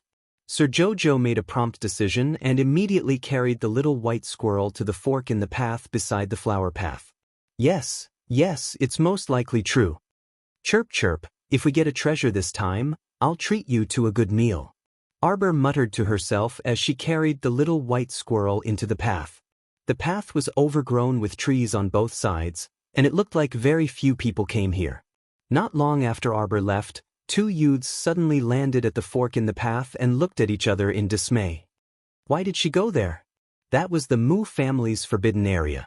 The patriarch had given an order many years ago that no one was allowed to enter that garden. Who cares if she dies or not? Another young man sneered with a gloomy face. She came home in such a grand manner and made our Moo family kneel and kowtow 9 times to welcome her. This woman has long become the public enemy of the entire Moo family. If she had the strength, then so be it. It would be more acceptable for the entire Moo family to kowtow to a strong person. But now, everyone in the Moo family knew that the little crown princess was a piece of trash who had been brought over from the Lower Star Field. In a place like the Lower Star Field, struggling to become a level 3 soul master shouldn't be easy. She could only stop here. Are we still going to follow them? Are you stupid? Why are you following them? Don't forget what's in that old garden. That's right. The young disciple smiled and said, "Little Tang, let's go then." The gloomy young man nodded, and the corner of his mouth curled into a mocking smile. Go back and report to young Master Da. He hoped that after the young master heard the news, he would happily reward them with a few elixirs like the spirit-gathering pill. The other young man's eyes also lit up, and he nodded repeatedly. Young Master Da will definitely be happy with this news. Ever since he was poisoned mute by that little slut, young Master Da often threw a tantrum when he returned home. All the disciples in the entire second branch were now trembling with fear, afraid that they would offend young Master Da if they didn't do it right. Chapter 2645. They didn't blame young Master Mulder for being arrogant and domineering and being taught a lesson by the little girl. They only blamed the little girl for not knowing her limits and poisoning young Master Mulder until he became mute. Of course, this matter had nothing to do with the little girl at all. That Mulder, she didn't care what he did in the courtyard, but if he still wanted to jump in front of her to court death, Sir Jojo would naturally let this guy understand why flowers were so red. Chirp chirp, chirp chirp. The little white squirrel urged again and again, causing Arbor's excitement to rise a little. Her treasure-seeking mouse was so excited, there must be something big ahead. Treasure. Arbor quickened her pace and ran along a small path filled with withered trees. Xiao Mu was a little speechless when she stood in front of a courtyard that was covered in old green vines. The entire courtyard was covered in vegetation, and even the entrance to the courtyard was blocked by overgrown climbing plants. Wasn't this just an ordinary old courtyard? The vegetation in the surroundings was too dense. Looking at the condition of the vegetation in the courtyard, it seemed like no one had trimmed it for more than 10 years. What was Chirp Chirp so excited about in such an old courtyard? Arbor raised her head and looked at the plaque hanging at the entrance of the courtyard. It had been weathered by the wind and rain, and was now covered in dirt and dirt. The 3 words, "Chasing Wind Courtyard," were indistinguishable. The black writing had been exposed to the sun and wind for many years, and now it was almost dry and peeling off. This place was like an abandoned haunted house. What good things could there be? Chirp chirp, chirp chirp, chirp chirp, chirp chirp chirp chirp. The little white squirrel's cries became hurried, constantly urging the little guy to enter. Sir Jojo was a little helpless. Can you speak human language? It's not like you don't know how to speak. Once you're excited, you can't speak human language. Who did you learn this from? Arbor thought of the chicken that cooed all day and couldn't help but laugh expressionlessly. Perhaps she specialized in producing this kind of ridiculous breed. Master Silver, Master Silver, Master Silver. Quickly go in, go in, go in. The little white squirrel hurriedly spoke human language and kept urging its little master. There's treasure? Arbor's eyes lit up and quickly asked. Yes, yes, yes. Great. Xiao Mu happily ran to the entrance of the garden. She stretched out a small leg and kicked it towards the garden door. Boom! A transparent halo floated in front of her. Mr. Jojo was caught off guard and his small body was bounced back by the power of the light shield. He was thrown back and rolled. Like a small ball, it flew to the horizon. Xiao Mu instantly felt a bit speechless. What's going on? She was actually sent flying by a rebounding force? How was this possible? She was Jojo-sama. Let's not talk about how powerful his spiritual energy is now. At the very least, it was a 10th rank Great Spirit Master with a 1st rank Divine Sense. A 10th rank Great Spiritual Master couldn't even enter someone's courtyard. Was this a joke? Mr. Jojo was still immersed in the sadness that she had been sent flying by the recoil. She raised her head and looked at the gate of Chasing Wind Garden in a daze. After taking a closer look, he could see the problem. The entire courtyard was wrapped in a talisman force. An isolation talisman array? The entire Chasing Wind Garden was wrapped in it. This partition was really seamless. This was how artificial barriers were formed. Chapter 2646. There must be a great treasure. These words immediately flashed through Sir Jojo's mind. Otherwise, who would have wasted their energy and nowhere to spend it? Why would they build such a powerful isolation talisman array around this shabby courtyard? An isolation talisman array. The little guy took out a few offensive jade talismans from his pocket. I'll just break it. Chirp, chirp, chirp, chirp, chirp. Arbor's hand that was holding the offensive jade talisman paused for a moment. He lowered his head to look at a certain squirrel that was making noise. What? Miss Chow asked in annoyance. Master, go this way, this way. The little white squirrel jumped to the ground with a plop, and with its 4 short legs, it ran towards the courtyard wall. The little guy circled around to the back of the courtyard wall. The plants here were even more luxuriant. The green vines climbed so high that even the original color of the courtyard wall could not be seen. The little white squirrel flapped its tiny paws and ran to a spot. It used its paws to dig out a brick from the soil. Then its paws moved vigorously. In a few seconds, it had pulled out a dozen bricks and stacked them to the side. Thus, a small square door that could only allow one person to pass through appeared on the wall. Arbor was a little speechless. What was going on? This white squirrel really was a spirit. It actually knew that there was a side door here. The little white squirrel stretched its paws in and tested it. Arbor could see with the naked eye that the small side door was rippling with energy. As the ripples retreated to the sides, a gap was torn open. Only someone who was very familiar with talisman arrays could tear open a hole in an isolation talisman array without destroying the entire talisman array. This white squirrel was actually a talisman expert? Seeing its little master staring at it with a shocked expression, the little white squirrel slapped its little head and said with a confused expression, "Master, don't ask me. I don't know why either." What a joke. It did not know how to use talismans. However, it felt that this was some talisman array. It knew that there was a side door here. Although it was very strange, it felt great. Okay? You've been here before? No. The little white squirrel patted the back of its furry head. Arbor rolled his eyes. He reached out and pulled the guy into his arms. He bent down and went in through the side door.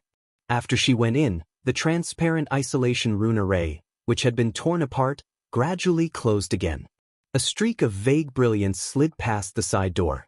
Xiao Mu turned around and, unwilling to give up, lightly touched the isolation talisman matrix that had returned to its original state. In an instant, her finger was bounced back by a tyrannical force. Arbor was expressionless. There was a white mouse in the house. It would bring its master in and out of the talisman array. What should I do? Arbor carried the white squirrel and entered through a side door before following a winding path to the inner yard. The courtyard looked very dilapidated from the outside, but when one walked in, one would know that it was very clean and tidy inside. The entire courtyard was divided into 3 sections with distinct levels. Flowers and plants were everywhere, and the fragrance of the plants assaulted his nostrils. The pavilions and terraces were buried in the flowers and plants. Occasionally, a sharp corner of the eaves would be revealed. After going around a long winding corridor, a small 2-story building appeared in front of him. It seemed to be the residence of the master. Puff! A light sound suddenly came from the plants.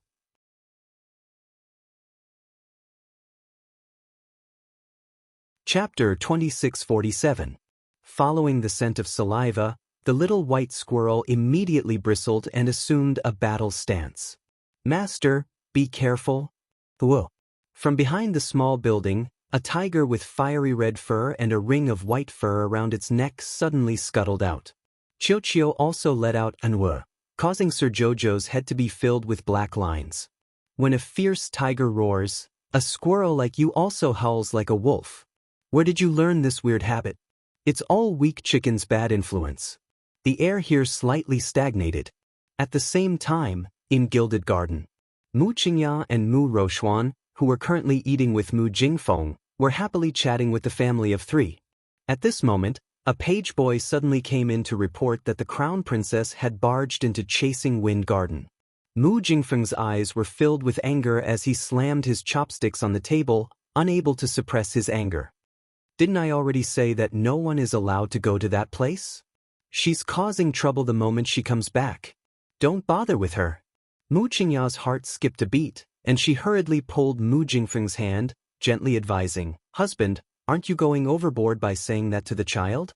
That child has only returned for 2 days, so how does she know? Didn't you say that we can't go to that place? That place is abnormally dangerous, so husband should quickly send someone over to take a look." Mu Jingfeng suppressed his anger as he coldly said with pursed lips, "Isn't she very capable? Just let her be." Mu Qingya couldn't help but panic when she heard this. Father told us to take good care of her. If she gets injured on the second day of her return, father won't be the only one who can't accept it. If this matter spreads to the palace and the emperor finds out, he might even accuse us of failing to protect the crown princess. Simply troublesome. Mu Jingfeng was furious as he slammed the table. In the Mu family's eldest branch, the elite eldest disciple, Mu Ziwei, walked in and respectfully bowed to Mu Jingfeng. "Go, bring some people to Chasing Wind Garden to take a look. It's fine as long as she's still breathing. It's good to let her suffer a little." "Husband." Mu Qingya had a disapproving look on her face as she stared at Mu Jingfeng and said, "Aren't you just making Xingchen feel bad?" Mu Jingfeng's handsome face darkened as he coldly said, "Let's go in and take a look. We'll help if we can." Mu Rochuan also stood up. "I'll go take a look too, father. Stay for dinner. You don't have to worry about this." "Father, she is also my little sister." Mu Rochuan hurriedly said, "I'll be back soon." Mu Jingfeng watched as his eldest daughter left. He harumphed and turned to Mu Qingya to say, "It's hard on you to be so devoted to her, but she doesn't appreciate it at all and keeps thinking about getting the memorial tablet back. She's making you look bad. And yesterday, Xian had to kneel 3 times and kowtow 9 times along the way. She must have suffered so much." Mu Qingya smiled gently and reached out to hold Mu Jingfeng's hand. "Don't feel wronged. As long as the two of you can put aside your differences and coexist peacefully, Xian's suffering is nothing." My face was even less of a concern. Stardust had not been feeling well these past few days. "Husband, if you treat Jojo better, Stardust will also feel better." Mu Jingfeng's face was taut, and his heart was burning with anger. Was it because he did not want to treat his daughter well? Was it because he did not want to be close to his daughter? However, that stoic face of hers was expressionless the entire day when she saw him and even scolded him from time to time. Chapter 2648. No matter how much he wanted to get close to his daughter, he still couldn't stand that cold face. Mu Jingfeng's face darkened. His heart sank when he thought of that cold face that resembled his ex-wife's. Both mother and daughter were the same. Neither of them were likable. After this incident, Mu Jingfeng couldn't eat anymore. He left after comforting Mu Qingya a little more. Servant girl Tsong Lu stood to the side and couldn't help wringing her fingers, not daring to speak. Mu Qingya picked up her teacup and looked back at her with a spurious smile. "If you have something to say, say it. Don't you feel uncomfortable holding it in?" "Madam, this servant doesn't understand." "What's there to not understand? That crown princess treated you and eldest miss so badly, so why are you still so protective of her and treat her so well?" Mu Qingya sighed. "Put yourself in her shoes. That child lost her mother at a young age and only recently found out about her background and found her father after so many years on Sikong planet. But family head sigh. Older sister Chu Yun is such a proud person, so her child's character and talent won't be bad. I sincerely hope that father and daughter can bury the hatchet and resolve all misunderstandings. But how could she ever care about you, madam? Look at her, she brought the memorial tablet to slap madam's face. Right now, all the major patrician families and sects in the entire imperial capital are laughing at you. You've been the mistress of the household for so many years, but you're still firmly suppressed by the former official wife. No matter how capable she is, she's still only the Mu family's second wife. Shut up, a nanny shouted angrily. Song Lu, I see that you're becoming more and more impudent and rude. Song Lu also feels sorry for madam. The servant girl stomped her feet and sobbed. All right. Mu Qingya helplessly took Song Lu's hand and patted it. She glanced at the nanny next to her. Nanny, don't blame this servant girl. She's also wholeheartedly concerned about me and feels sorry for me. But I really don't feel wronged at all. Don't worry. From what I see, although the crown princess's face is cold, she's also someone who understands the big picture and etiquette. Everything can't be rushed. Take it slow. One day, she'll know that we sincerely treat her well. I don't dare to get too close to her. I'm afraid she'll misunderstand that I'm up to no good. Mu Qingya sighed and said, but I can tell that the child is just a little cautious. She's really a good child. She'll be fine as long as you don't provoke her. After we spend more time together in the future, she will definitely understand the good of the family. Song Lu shut her mouth, and the wet nurse Nanny Chiu also nodded and said with a smile, no matter what others say, as long as the old patriarch and the patriarch support you, madam will always be the mistress of the Mu family. Why bother with those who have been afflicted by the plague and whose mouths are cheap? Mu Qingya shook her head with a smile. A person who looked like a manservant rushed in and said, Madam, all the disciples in the house have heard about the crown princess barging into Chasing Wind Garden and all of them have rushed over to watch the show. Mu Qingya's face darkened. Nonsense. At that time, Arbor did not know that his intrusion into Chasing Wind Garden had alarmed the entire Mu clan. At this moment, she was staring at the red-haired tiger. Whir! A whir! The little white squirrel bared its teeth and stood in front of Arbor. Its beady eyes stared warily at the huge tiger. Chapter 2649. You're courting death. How dare you yell at my master? I'll kill you right away. Using its tiny claws to dig at the vegetation on the ground, the little white squirrel wagged its four little tails, revealing a fierce furry face as it glared at the other party like a tiger eyeing its prey. The grass on the side trembled slightly. Suddenly, a gloomy, scary, wrinkled old face suddenly appeared in front of Arbor without any warning. The old woman's movements were very fast, almost without any pause, like a wisp of smoke. She appeared in front of Arbor in an instant. Arbor was startled, and subconsciously took a step back. Facing an old face that was half-burned black, missing an eye, and wrinkled old skin. Oh! The fierce tiger angrily roared. The old woman suddenly reached out a hand to stop it, and a hoarse voice came out of her mouth. Red hair, stop. Her one eye faintly stared at Arbor, staring at Arbor to the point that he felt a little scared, and his whole body felt uncomfortable. A string of old tears suddenly flowed down from his one eye. The old woman suddenly knelt down without any warning, and cried out with tears flowing down her face, Miss, you're back. Arbor's heart slightly jumped, but he still couldn't help but take 2 steps back, staring at the old woman's eyes, suddenly flashing. Miss, Chen Kuei has been waiting for you here for a long time, and finally you're back. Arbor expressionlessly looked at the old woman, and after a long while, he said in a deep voice, You've got the wrong person. The one-eyed old woman called Chen Kuei was slightly startled. Her one eye full of hope looked at Arbor for a long time, and suddenly said, You are my family's Miss Daughter? At this time, a small noise suddenly came from outside the wall of Chasing Wind Garden. The red-furred tiger's face was full of annoyance, and he angrily roared, wagging his tail, and signaled to the old woman with a glance. The old woman nodded, and said with a sullen face, Chase away all those peoples. Oh. The tiger roared angrily.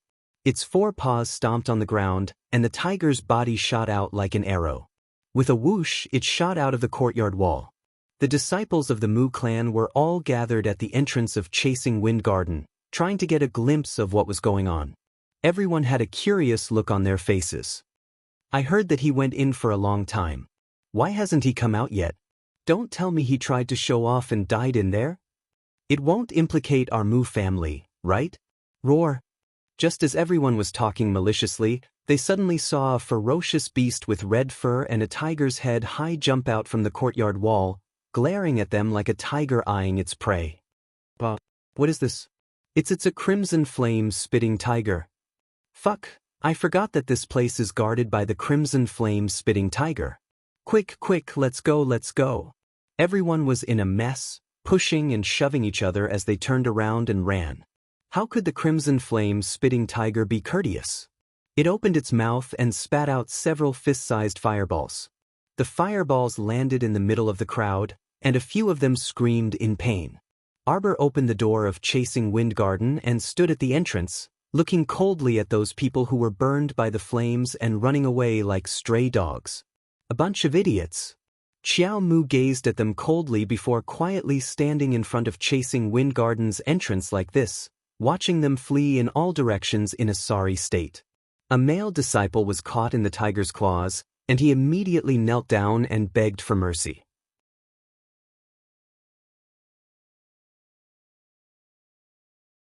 Chapter 2650. When the Mu family's eldest miss, Mu Roxuan, and elite disciple Mu Ziwei arrived with a group of elite disciples, the commotion at Chasing Wind Garden's entrance was already beyond recognition. Meanwhile, the little stoic just coldly stood at the entrance and watched this farce.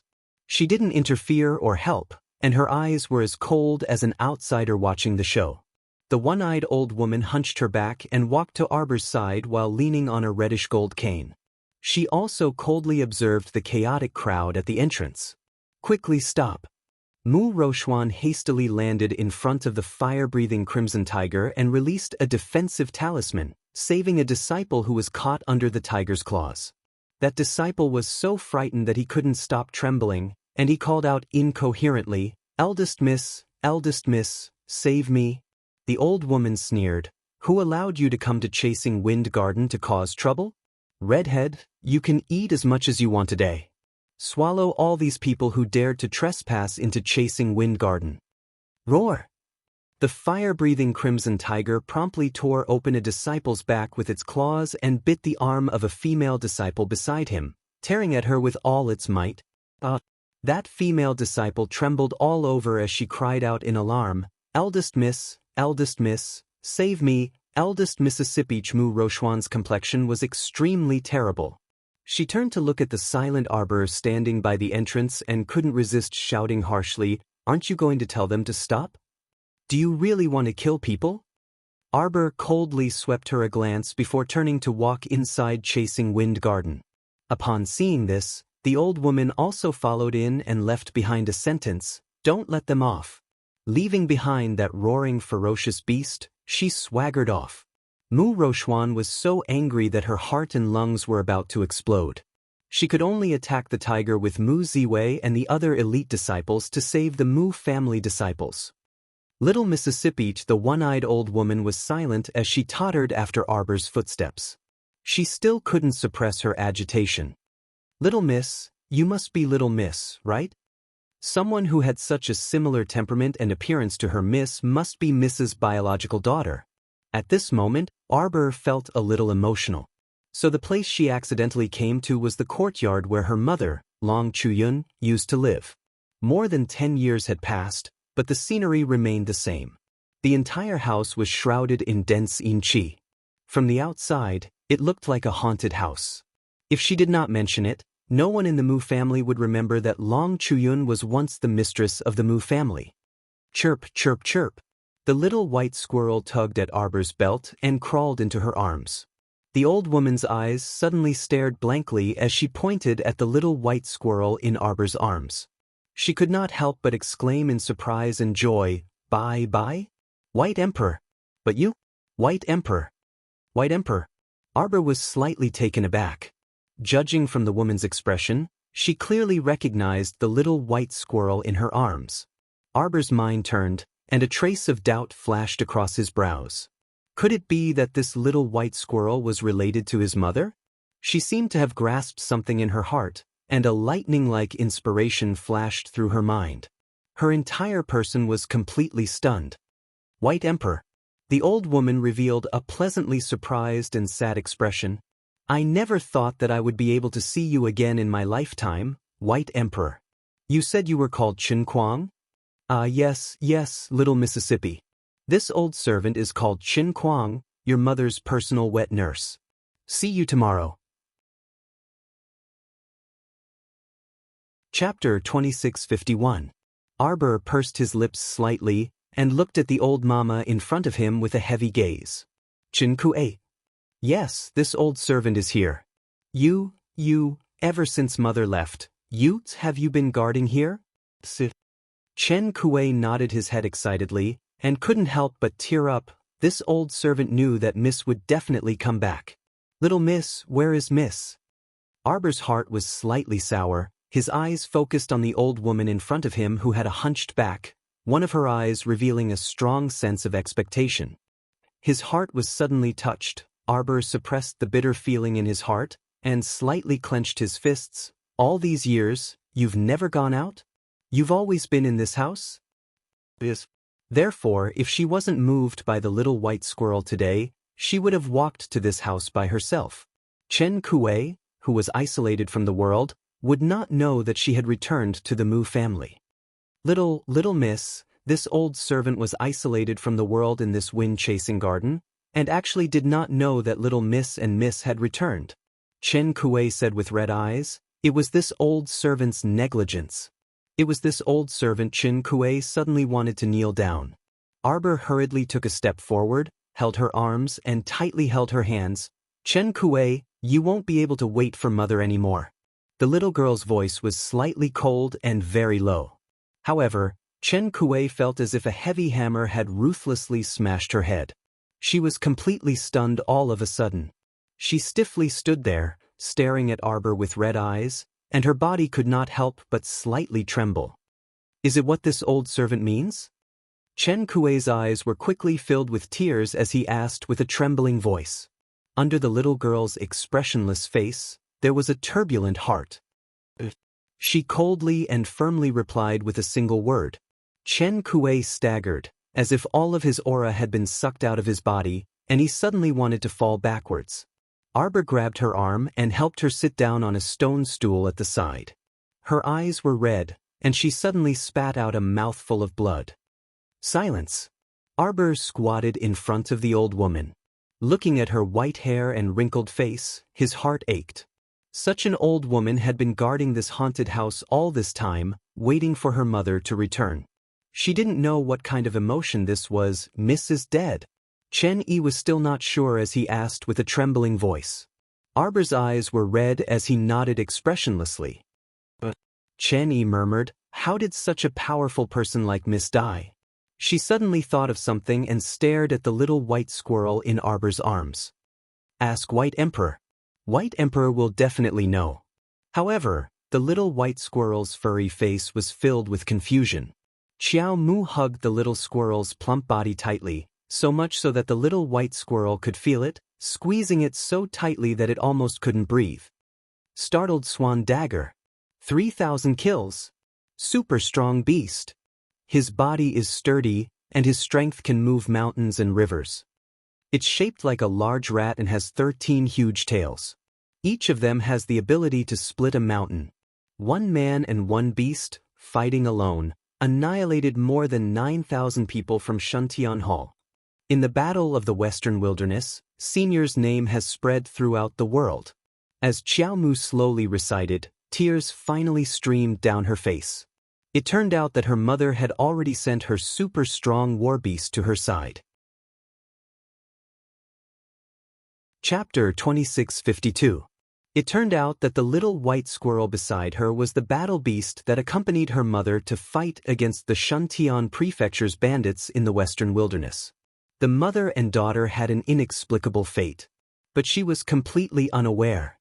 Chen Cheng looked at her with red eyes. She didn't understand what little Miss was mumbling about, but she felt uncomfortable with her heart being grabbed. It was as if an invisible giant palm was tightly gripping her heart. Just listening to it made her feel very painful. Very painful. Very painful, little miss. Can you tell me what's going on? Although Long Chuyun is dead, her legend has been circulating on Seekong Planet for more than 10 years, Arbor said faintly. Seekong Planet? Miss went to the lower star field?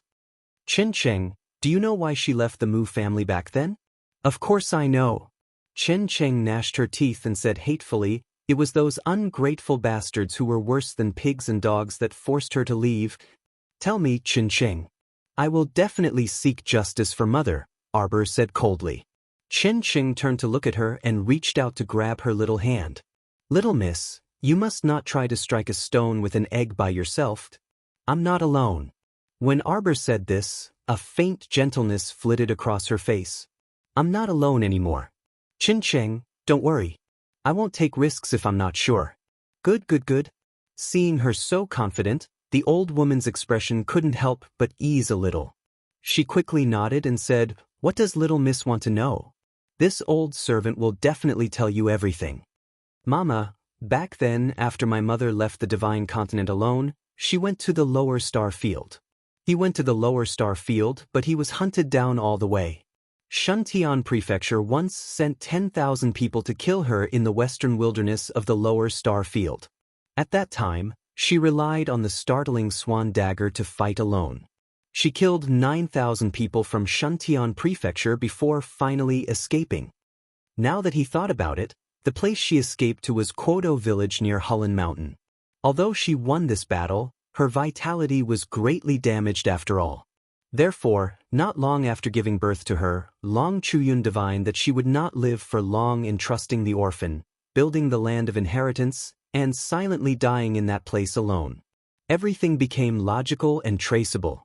As for the little white squirrel, it was indeed unknown why it had run from Long Chuyun's land of inheritance to the Peach Garden Mystic Realm. The Peach Garden Mystic Realm was naturally formed.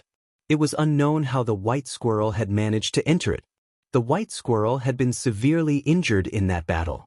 Now, it only had 4 of its 13 tails. Clearly, it had been on the brink of death in that battle. From the very first glance, it had already latched onto him. It was definitely following the aura of his bloodline.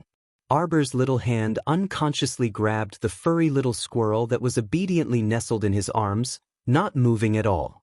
Chen Yi's eyes were about to split open as he clenched his fists tightly. As expected, they are all a bunch of ambitious wolves. The information I have now is, Shuntian Manor's Manor Lord, Gung Pengcheng, was related to Concubine Shi. But I don't know if it was that Concubine Shi who gave the order to kill my mother. Concubine Shi? Chen Yi's face darkened slightly. She's just a little concubine. How did she get involved with Shuntian Manor? I also feel a little puzzled. Arbor lowered his eyes and said indifferently, so, Mama, I want to know why Mother left alone back then.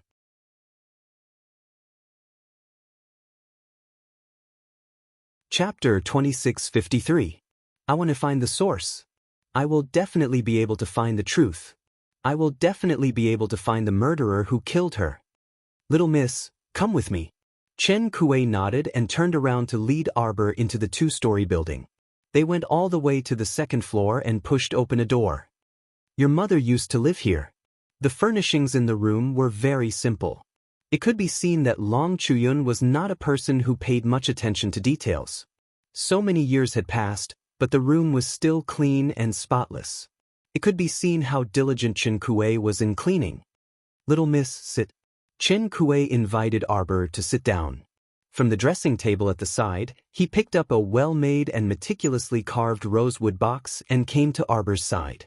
Pushing the box to Arbor's side, Chen Kuei sighed and said, "This is your mother's relic. Little miss, you should keep it well." Arbor opened the box and looked inside. It was full of pearls and jade jewelry, which looked a little dazzling. There was also a compartment in the box. Arbor opened it and saw that it was a list of dowry. Glancing down 10 lines at a glance, Arbor looked up at Chen Kuei. "These things are all mother's? Your mother left them for you. In the future, they will all be your dowry.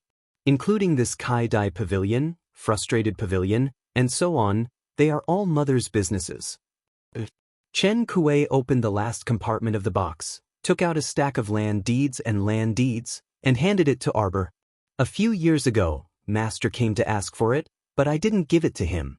Chen Kuei sneered. At that time, when Master and I fought, I, a blind old woman, would have risked my life to protect Mrs. Things. Your eyes? Arbor was startled, and her fingers slightly shrank. That's not it. My eyes were not blinded by Master. Chen Kuei shook her head. Little miss, don't worry.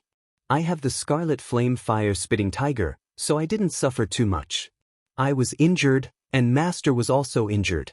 After that, he even sealed the road here and made Chasing Wind Garden a forbidden area for the Mu family. But this is also good. This way, there will be fewer people coming to make a fuss. Chen Kuei laughed mockingly. However, although the deeds are in our hands, those shops and fields are all managed by the Mu family. Arbor nodded. It's okay. Take your time. It's mine. I won't lose a single thing. Seeing that Little Miss's attitude was so resolute, Chin Yi's eyes couldn't help but light up slightly. She didn't know why, but although she had only interacted with Little Miss for a short while, she felt that as long as Little Miss said something, she would definitely be able to do it. Did Little Miss come into contact with anyone from the imperial capital's Long family after coming to the Divine Land? Arbor shook her head. The matter of going to the Long family to collect the debt was handled by Eunuch Chin. She didn't need to do it herself. A trace of coldness flashed past Chen Kuei's eyes. Little Miss, if you meet people from the Long family in the future, don't be courteous to them. The reason why your mother left the Mu family back then was also because of the Long family's influence. Arbor was a little confused. Isn't the Long family mother's family? What kind of family is that? The Divine Continent's imperial capital's Long family is just a small branch family. Their bloodline is already very far away from the Long family's main family. A trace of disdain flashed past Chen Kuei's eyes. Arbor blinked. Then where is my mother's family? The Sea of Forgetfulness. Chen Kuei's eyes carried a faint yearning. Our home is in the Sea of Forgetfulness.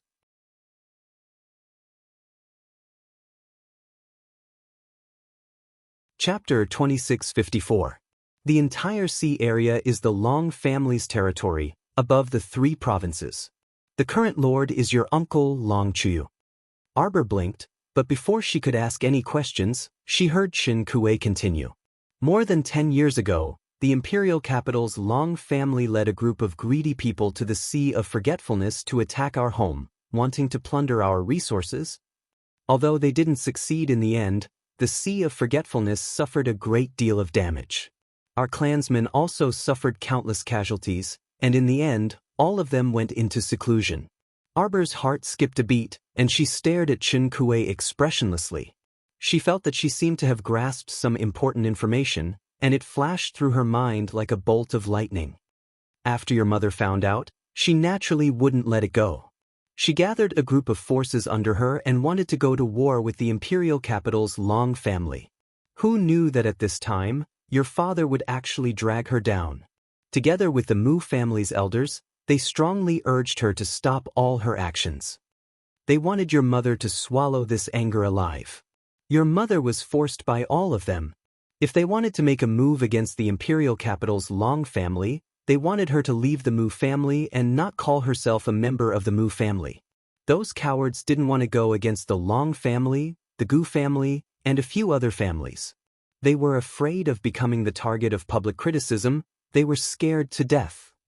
Chen Kuei's hands clenched tightly, and she fiercely clenched them together. Miss couldn't bear this anger, and in a fit of anger, she really left the Mu family. The most ridiculous thing was that this news was tightly suppressed after that. Other than your father and a few elders who knew about it, even the old patriarch who was in seclusion didn't know the reason at first. It wasn't until after he came out of seclusion that the old patriarch personally came to ask me, and I told him the truth. Only then did he feel ashamed and began to send people everywhere to look for you and your mother. At that time, your mother was condemned by everyone. Everyone said that your mother abandoned her husband and children and left the Mu family on her own because she didn't know filial piety, familial love, etiquette, justice, integrity, and shame. But who could understand your mother's pain? At that time, she was worried about your uncle and the others. She watched as her childhood home was destroyed by a group of bandits. How could she live in peace? Chen Yi gritted his teeth and said, "Your father is really not a good person. Little miss, you don't know. Your uncle and the others weren't able to participate in the elders' secret meeting at that time. They simply didn't know why your mother left the Mu family by herself. After that, your father married Mu Qingya, the adopted daughter of the Mu family, as his second wife. Your third uncle and sixth uncle have always thought that it was Mu Qingya who was indecent and forced your mother to leave. Your father actually never explained anything and let Mu Qingya take the blame for this. Your father is really not a good person." As Chinyi said this, his teeth creaked. "It's hard on that child, Qingya. Why is she so helplessly following such an animal?" Chen Kuei said with a face full of regret. "Are you familiar with Mu Qingya?" Arbor raised his eyebrows and asked. Chen Yi nodded and said with a sigh, "I only know that before our young miss married over, the two of them were recognized as a couple by the entire Mu family. But ever since the young miss married over, Qingya has been well-mannered and has kept a distance from your father. She also has an excellent relationship with your mother. Your mother has a cold and arrogant temperament. There aren't many people who can talk to her."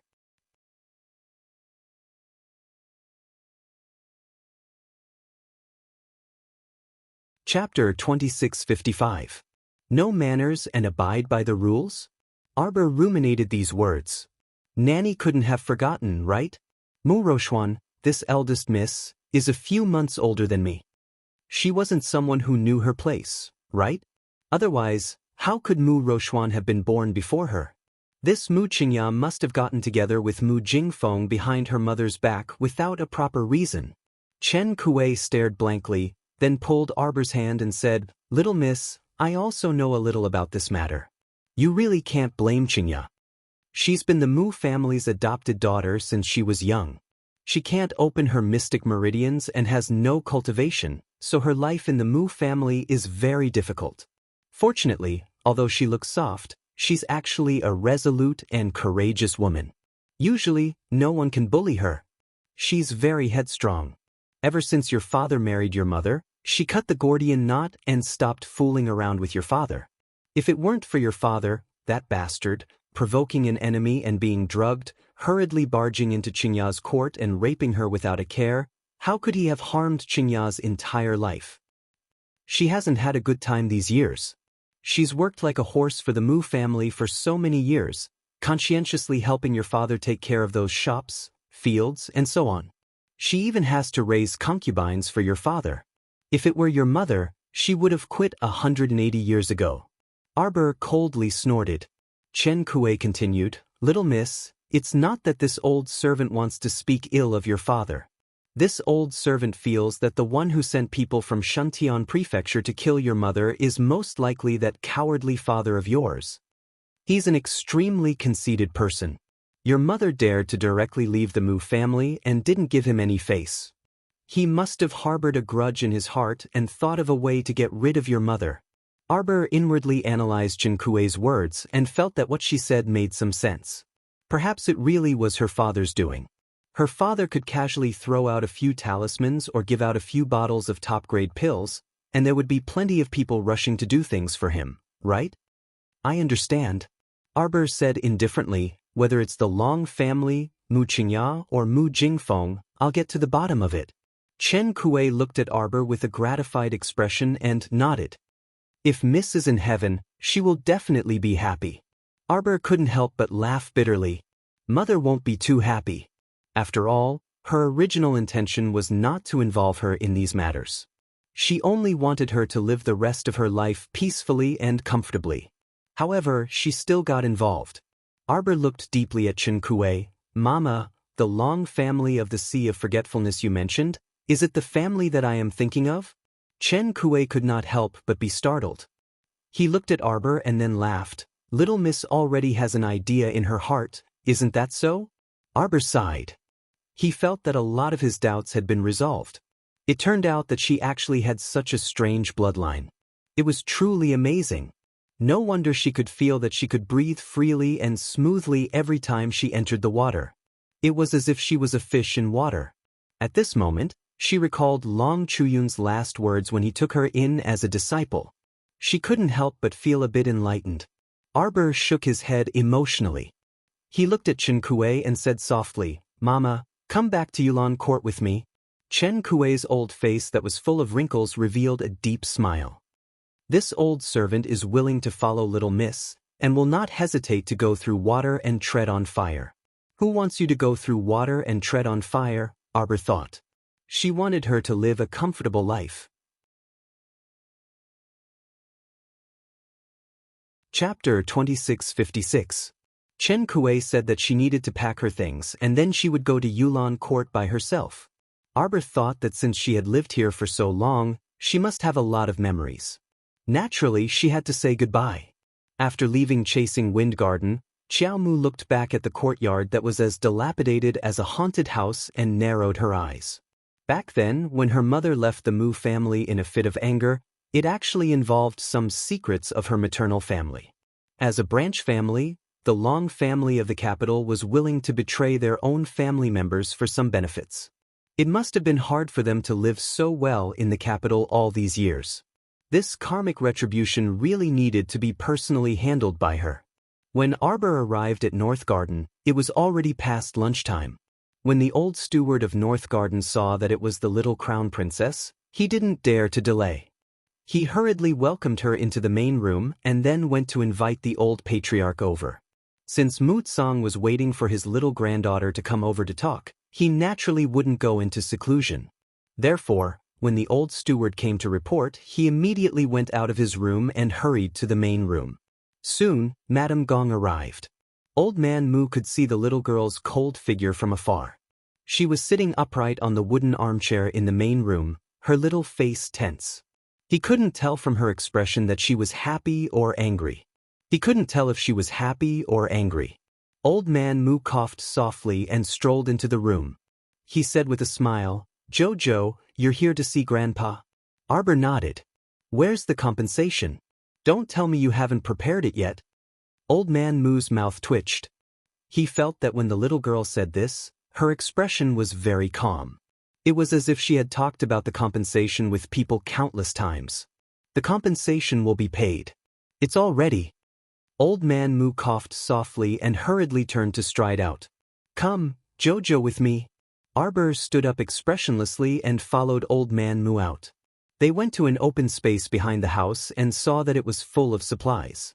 Looking at the situation, it was indeed a lot more than the first time. The little fellow's mood finally improved a little. He nodded and said, "It's pretty good. Move aside and let me collect it." The old man quickly nodded and took a step back. When he saw the little girl take out 4 or 5 blue storage talismans and toss them into the sky, he was shocked. The old man's eyes suddenly widened. What was going on? Since when did blue storage talismans become cabbages that could be found everywhere? Arbor's profound level storage talismans made of ebony had a storage space of over 100 cubic meters. 4 or 5 storage talismans were more than enough to store the items in front of him. However, such a large sum of money shocked the old man who was standing at the side. Jojo hadn't taken out the purple jade talisman to scare people yet.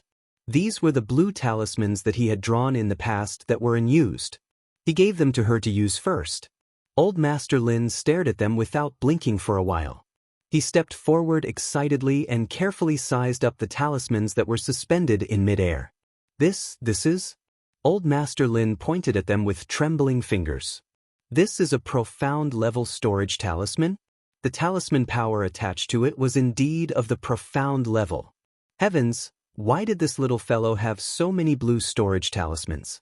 In the entire talisman family, there were only 19 storage talismans that had been successfully made. It was just one blue storage talisman.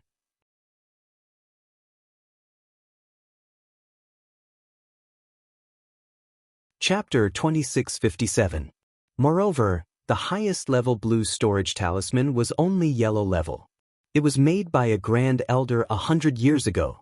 Although the method of drawing the blue talisman had been passed down, None of his descendants had been able to make the blue storage talisman.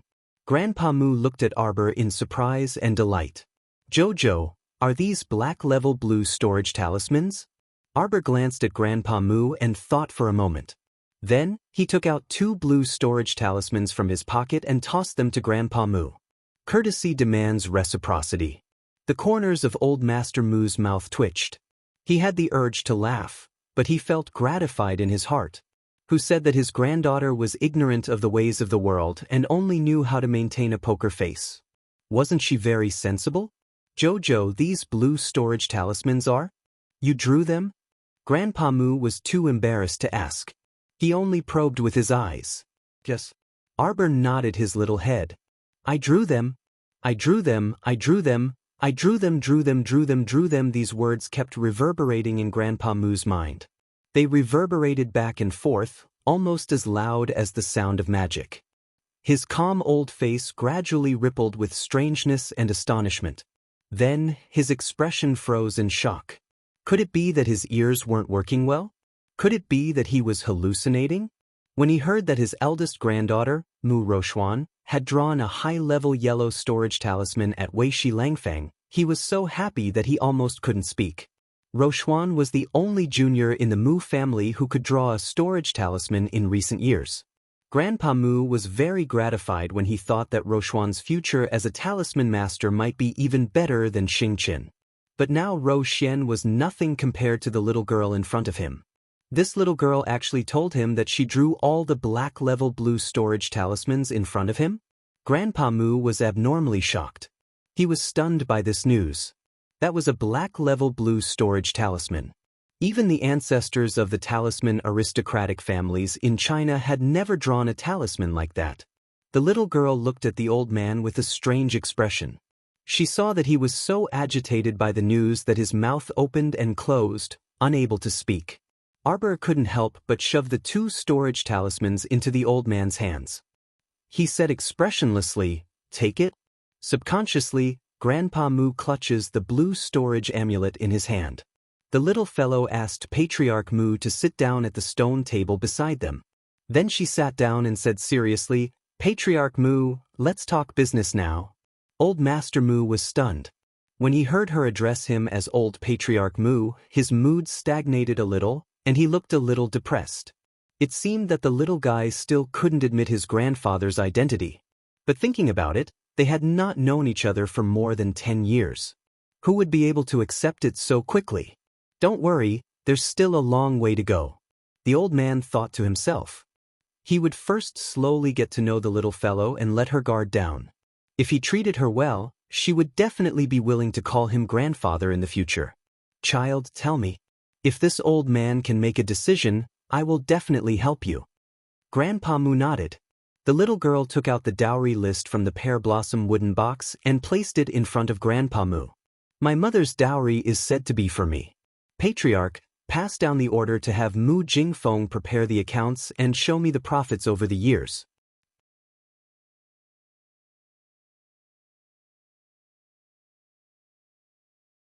Chapter 2658. The old man's mouth twitched fiercely. Great. His granddaughter's move was truly ruthless. The old man's eyelids twitched as he reached out to take the long list of dowry. He looked at it line by line, and the more he looked, the more black lines appeared on his forehead. Let's not talk about the other fields and shops. Just the 3 prosperous shops on Chengle Street, the Kai-Dai Pavilion, the Frustrated Pavilion, and the Precious Painting Workshop. The little girl wanted to see the profits over the years and the account books. This was the highlight. The old man could almost imagine the boss jumping up and down immediately. He silently glanced at the little girl. The little girl's face was stoic as she expressionlessly said, "Old clan head, if you can't persuade Mu Jingfeng, then I can't do anything about it. I can only drag husband to beg his majesty in tears. After all, there are so many properties, but I haven't seen a single cent, so it's not very justifiable." The old man's mouth twitched again. His little granddaughter was clearly using peaceful means before resorting to force and threatening him. If his daughter-in-law's dowry was really brought up in front of his majesty, that would truly be embarrassing. In any case, that's how it is. The little girl indifferently said, I'm not in a hurry either. It'll be fine to sort out the account books and profits within 5 days. You can decide what Mu Jingfeng wants to say on his side. The old man's forehead was filled with black lines. He inwardly thought, it's only been 5 days, and you want to sort out all the things from the past years, yet you say you're not in a hurry? However, he wasn't stupid. He naturally knew that the father and daughter had a deep knot in their hearts. The little girl was clearly not giving Jingfeng a good life by doing this. The eldest branch had lived such a prosperous and carefree life these past few years. If they had to spit out so much at once, the Mu family's old man himself didn't dare to imagine it. The little girl patted her butt and went back in a good mood. She had said what needed to be said. As for whether they would do it or not, that was their business. Doing things obediently was one thing, but if they didn't, then it was a different story. In any case, she had a backup plan waiting for them. On the other side, in the Imperial Palace's Grand Hall, the air was so oppressive that one could practically hear a pin drop. Ever since the Crown Prince was summoned to the hall, the atmosphere gradually became heavy and frightening. The officials silently lowered their heads like quails, increasingly feeling that the atmosphere here was very stifling. After the Crown Prince went to the rear, he merely looked at everyone with a cold gaze and didn't say anything. This inexplicable pressure caused everyone to shut their mouths. Not speaking for a long time caused everyone's hearts to be hung high, filled with endless tension and oppression. Cough. Finally, someone couldn't take it anymore and coughed dryly. A man in a white robe standing in the middle of the Heaven Origin main hall stepped forward and cupped his hands. Your Majesty, if you want to talk about punishment, the Holy Nun of my Heaven Origin Hall has suffered a lot while being locked up in the dungeon. She has also received the lesson she deserves. I wonder if your Majesty can. Nye Yaoguang led a group of disciples of the Divine Hall to slander, spread rumors, and abuse the Crown Princess in public. His crime is serious. You want to release him after 5 or 6 days. What do you think Shenzhou is? How can you be so presumptuous? Prince Mo finally opened his mouth. The moment he opened his mouth, he was merciless and angry. His eyes were so cold that it seemed like they were about to drop ice shards. The white-robed priest turned and bowed. Your Highness, Yao Guang Saintess Shit Mo Lien didn't listen to him. She waved her hand and said coldly, I don't agree to let him go. Crown Prince, presumptuous. Eunuch who scolded. Tomorrow at 6 p.m.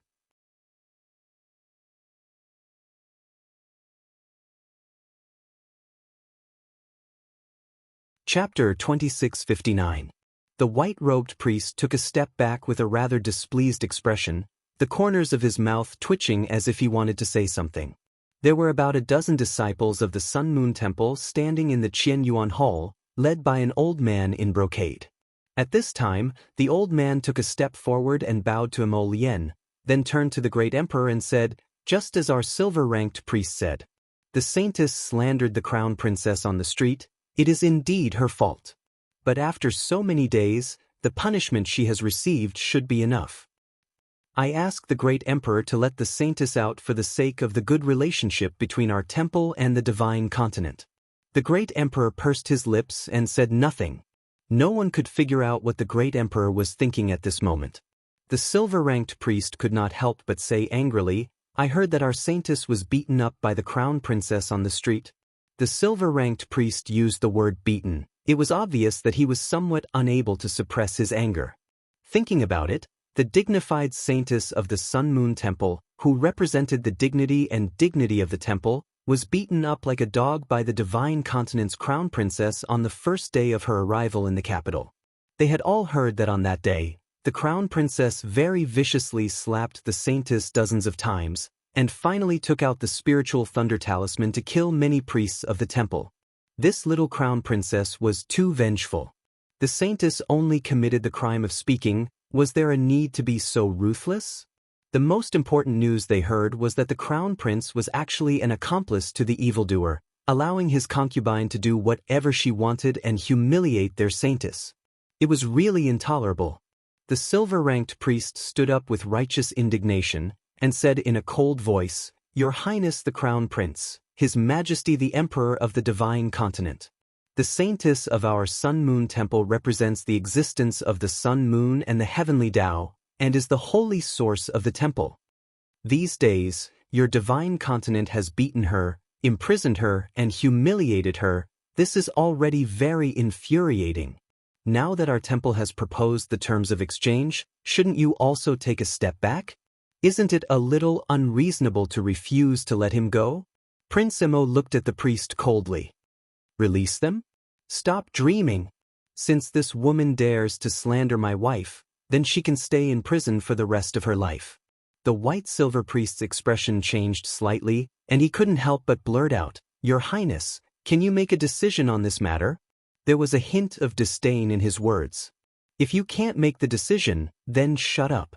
The great emperor hadn't said anything yet. The silver-ranked priest sneered. The hall was silent, and all the officials lowered their heads in an instant. Prince Emo looked at him with a cold smile.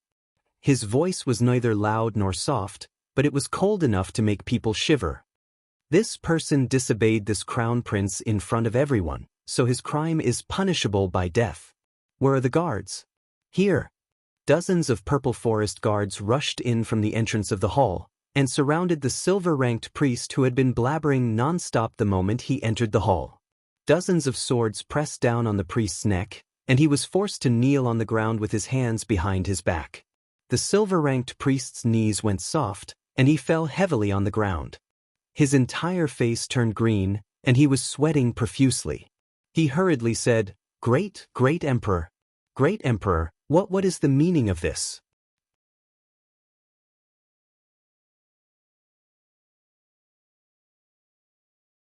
Chapter 2660. The Crown Prince is treating me like this. Are you not going to do anything about it? The Emperor of the Divine Prefecture looked at him coldly. He sat on the throne, looking coldly at this audacious silver-ranked priest. A little priest of the Sun-Moon Temple dares to be so rude to the Crown Prince. The Emperor's voice was as cold as ice. He reached out to touch his forehead and subconsciously hit his aching head. He waved his hand in annoyance. Go, bring me the bucket of bliss. The faces of the courtiers suddenly turned pale and ugly. A few timid courtiers were already standing in the back row, their bodies swaying as if they were on the verge of collapsing. Emo Lien knitted his brows and looked up at the son of the divine province sitting above. He had no idea what the barrel of bliss his father was talking about was. But looking at the courtiers' panicked expressions, it was obviously not something good. Soon, eunuch who directed 4 young eunuchs with pale faces to bring up a pitch-black wooden barrel that was as tall as a person. Dong. The wooden barrel landed on the ground, heavy as if it landed on everyone's hearts. They could not help but feel their hearts skip a beat. They felt an inexplicable sense of fear. At this moment, the entire hall was completely silent. Not a single sound could be heard. The silver-ranked priest seemed to feel something was wrong. His figure under the Purple Forest guard could not help but tremble. He hurriedly begged for mercy. My respected Emperor, I have no intention of looking down on the Divine Prefecture. Please understand. I have no intention of disobeying His Highness the Crown Prince. Don't talk nonsense with him. The Emperor felt a headache coming on. He waved his hand and said angrily, Come, let the silver-ranked priest enjoy the world of bliss. Prince Kong, who was standing in the front row, raised his eyelids. He could not help but look up from the corner of his eyes. Prince Jianpain, who was on the left, could not help but tremble. He took a step back. Emo Lien did not know what was going on. She watched as the crowd rushed forward and pulled the silver-ranked priest up. The silver-ranked priest kept crying with a pale face. Guardian Steward, save me, save me, save me. The old man in embroidered robes from the Sun-Moon Temple immediately reacted. He hurriedly stepped forward and shouted, Your Majesty, please calm down, Your Majesty. Your Majesty, you can't do that. Your Majesty. The great emperor's face was cold. He didn't care about what the old man was saying. He stared coldly at the pitiful silver-ranked priest and said coldly, No one can despise my son in front of me. The white silver priest of Sun-Moon Temple was drenched in cold sweat. He screamed and begged for mercy, Your Majesty, please spare my life, Your Majesty. Your Highness the Crown Prince, Your Highness the Crown Prince asks for your forgiveness. Guardian Steward, save me.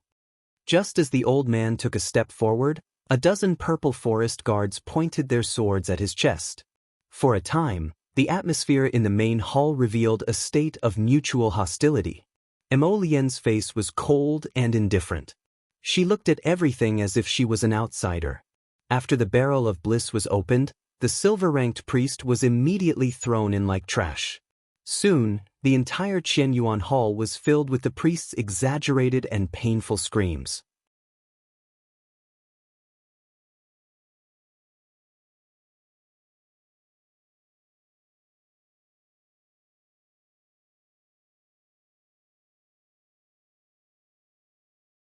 Chapter 2662. The Crown Prince Consort doesn't have that much free time to listen to you people's nonsense. Hearing the Crown Prince's words, everyone wanted to ridicule him in their hearts.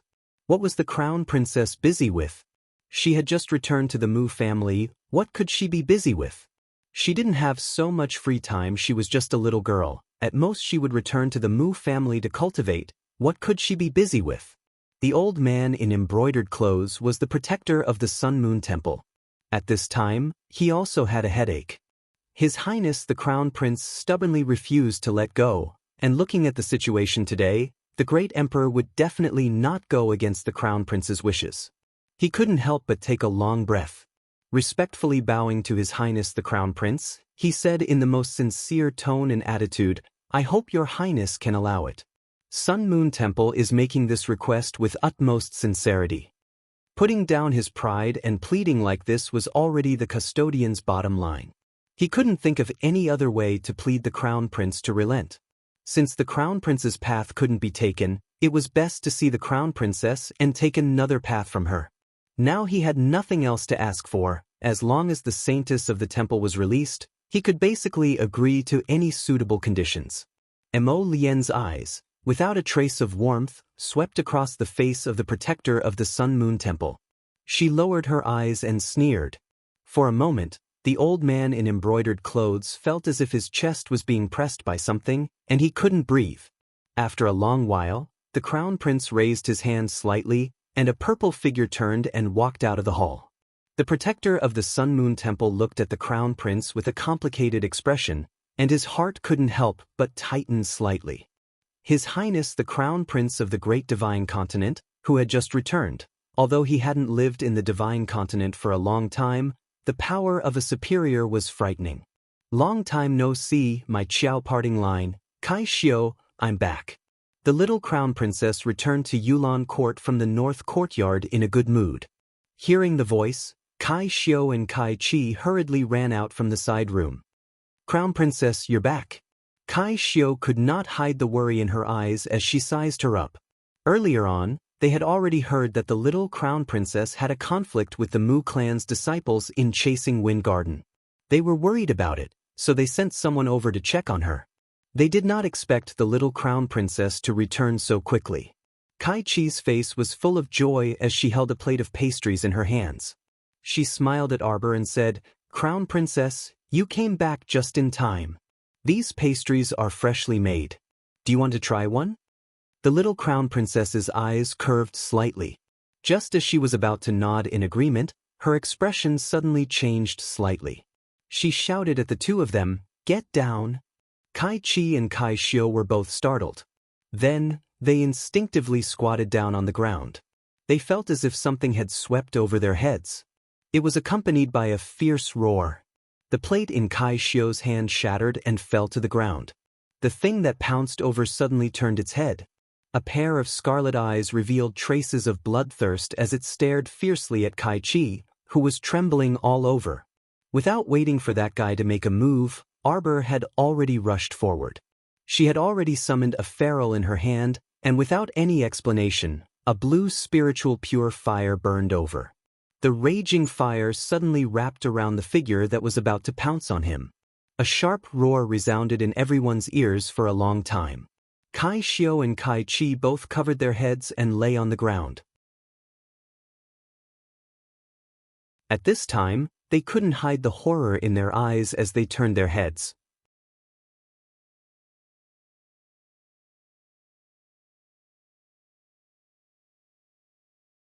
Chapter 2663.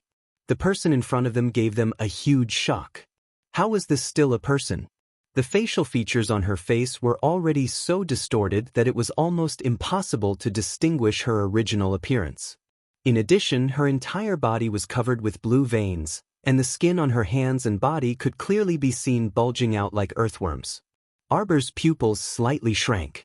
The development of corpse puppets to this day could be said to have completely surpassed what she had seen and experienced in her previous life. This should be a high-level corpse puppet, and judging from its battle strength, it should be above level 2.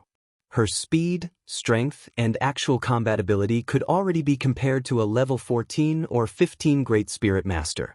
Arbor took a deep breath, and subconsciously clenched her two small fists tightly. Just now, if she hadn't reacted extremely quickly and made Kai Xiao and Kai Chi lie down, the two girls would definitely have been scratched. 2 fresh lives would have withered and withered in front of her eyes. Unforgivable!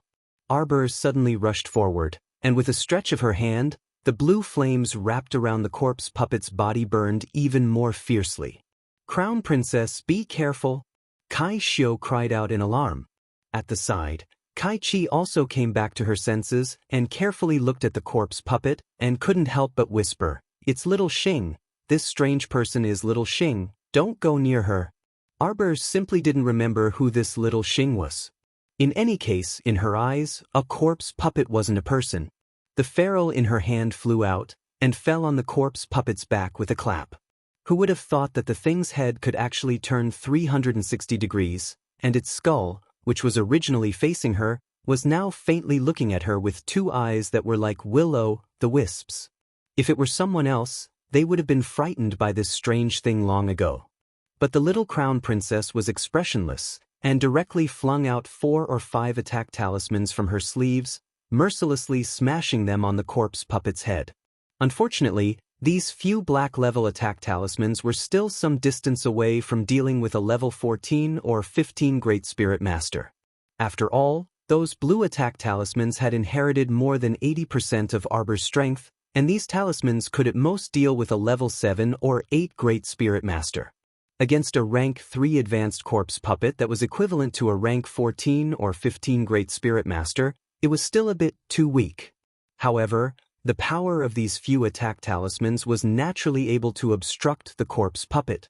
At this moment of obstruction, Xiao Mu had already pinched out a blue fireball and flung it at the zombie's head with a smack. Unexpectedly, this attack did not cause any damage to the corpse puppet at all. Instead, it angered her a little. That guy turned his head and stared at her with a pair of dead fish eyes. A very strange hissing sound came from his throat. Suddenly, the zombie's tongue stretched out from its open mouth like a tape measure. There was a disgusting sarcoma in the middle of its tongue. Xiao Mu had been concentrating on this ugly person the entire time. When she saw her pounce on her and open her mouth, she promptly shot out 7 to 8 white bone nails without any explanation. The white bone nail was Duan Yu's unique concealed weapon. The nail was white in color, slender, and had extremely strong penetrative power. Just 1 nail was enough to make a person wish they were dead. Moreover, each nail pierced through that monster's long tongue at close range, eliciting waves of manic roars from her. However, what terrified Kai Xiao and Kai Chi was that the crown princess had clearly shot several concealed weapons into little Xing's mouth, but she could still move. Arbor narrowed his eyes, and a thought flashed through his mind.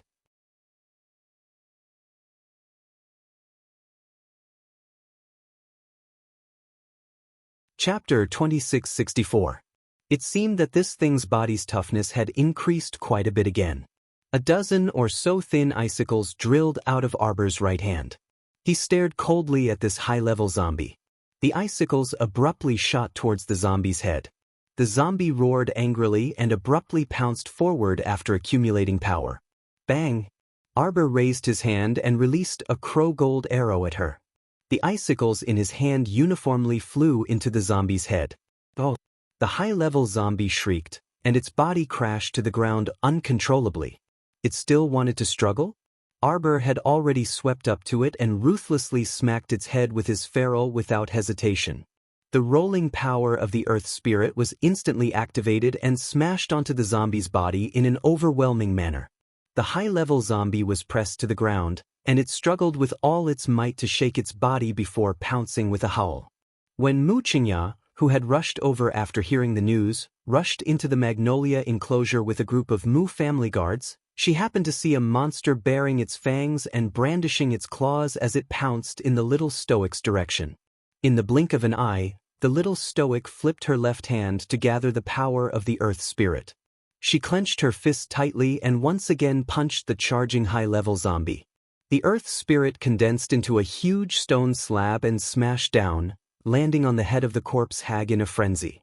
What was even more frightening was that the instant the giant stone slab smashed the zombie and shattered into pieces, a long sword condensed from the Earth Spirit pierced through the millions of pieces and abruptly pierced through the zombie's deformed head without warning. After the spiritual energy dissipated, only the fist-sized zombie crystal core remained on the ground, emitting a faint glow. Behind Mu Qingya, the Mu family disciples who had barged in couldn't help but narrow their pupils. Setting aside the little fellow's outburst of ruthlessness towards Mulder at the entrance of Lisheng Gate. This should be the first time they witnessed the little stoic's black-hearted, ruthless, and decisive battle state.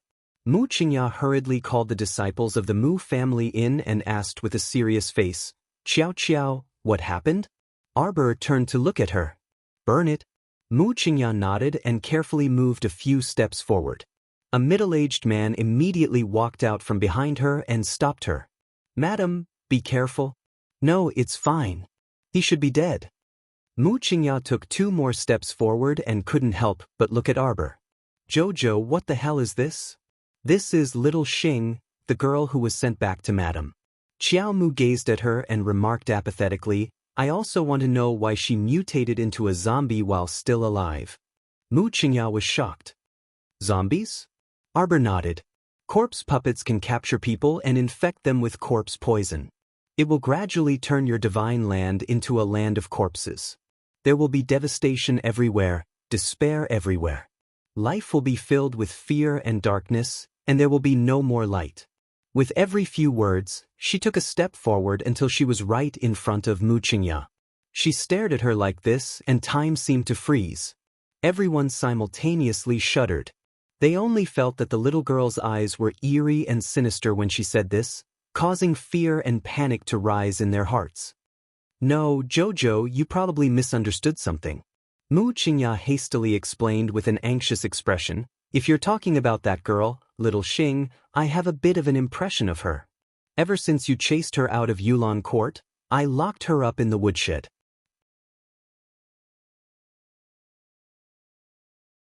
Chapter 2665. I plan to find the slave trader 2 days later and sell that lass along with a few troublesome servants. Then I plan to buy a few clever maids and manservants. Mu Qingya hurriedly explained, I really don't know how things ended up like this."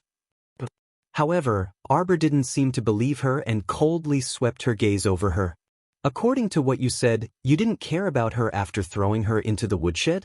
Mu Qingya nodded, looking anxious and worried that explaining too much would cause Arbor to be disgusted. Her fists were tightly clenched together, and her breathing was somewhat unstable. The middle-aged man behind her, Mu Liang, couldn't stand it anymore and said with a frown, "Crown Princess, Madam is in charge of the entire Mu family's affairs and has many chores every day. Xiao Xing is merely a little girl, so how could Madam keep an eye on the woodshed?" "Something must have gone wrong," Lin Feng said. Mu Liang cupped his hands and said, "If the Crown Princess trusts this subordinate, then let this subordinate go to the woodshed to investigate." This Mu Liang was her father's subordinate, so his words were rather pertinent. Arbor wasn't an unreasonable person. Without any evidence, he wouldn't wrongly accuse Mu Qingya. Hearing this, he nodded. "Madam Mu, there's no need to mind. If you want to investigate, go ahead. In any case, they probably wouldn't be able to find anything. No matter who did it, they definitely wouldn't leave behind any clues." "Jojo." Mu Qingya's expression was somewhat hesitant and sad. "Actually, you can lower your guard a little and look at the people around you." What's wrong? Mu Xingchen quickly entered Yulan court, followed by Mu Jingrui and Mu Jingyuan. The three were already on their way to Yulan court, so when they heard such a big commotion, they immediately rushed over. Mu Qingya quickly stepped forward and took the initiative to explain the situation to the three. Mu Xingchen and the others hurriedly stepped forward and turned Xiao Xing's body over. When they saw her strange appearance and their gazes fell on the half of her tongue that had fallen out, their hearts all trembled. How could she still be considered a person? Mu Liang, have you searched the woodshed? This subordinate will go right away. Jojo. Mu Xingchen walked to her side. You must be frightened. I'm not scared. I'm just a little annoyed. I'm a little disappointed in the Mu family. Arbor said coldly, I've only lived here for a day, and 2 of my maids were almost scratched by zombies. This makes me very suspicious about the safety of your Mu family's backyard. If you don't want me to stay, you can just say so. It's not like I have to stay here, Arbor said coldly. You don't have to use such underhanded means. Song Lu, Mu Qingya's maid, couldn't stand it anymore. She stood up and said angrily, Crown Princess, what do you mean by that? Mu Liang has already explained earlier, yet you still suspect our madam? It must have been difficult for madam to treat you so wholeheartedly. As soon as you moved into Yulan court, she was busy preparing this and that for you. She was afraid that she might neglect you. Shut up. Mu Qingya reprimanded and turned to look at Arbor apologetically. Apologies, Jojo. The maid doesn't know etiquette. I hope you won't lower yourself to her level. Arbor nodded. Of course I won't bicker with her over such trivial matters. Everyone's lips twitched. You really hit the nail on the head.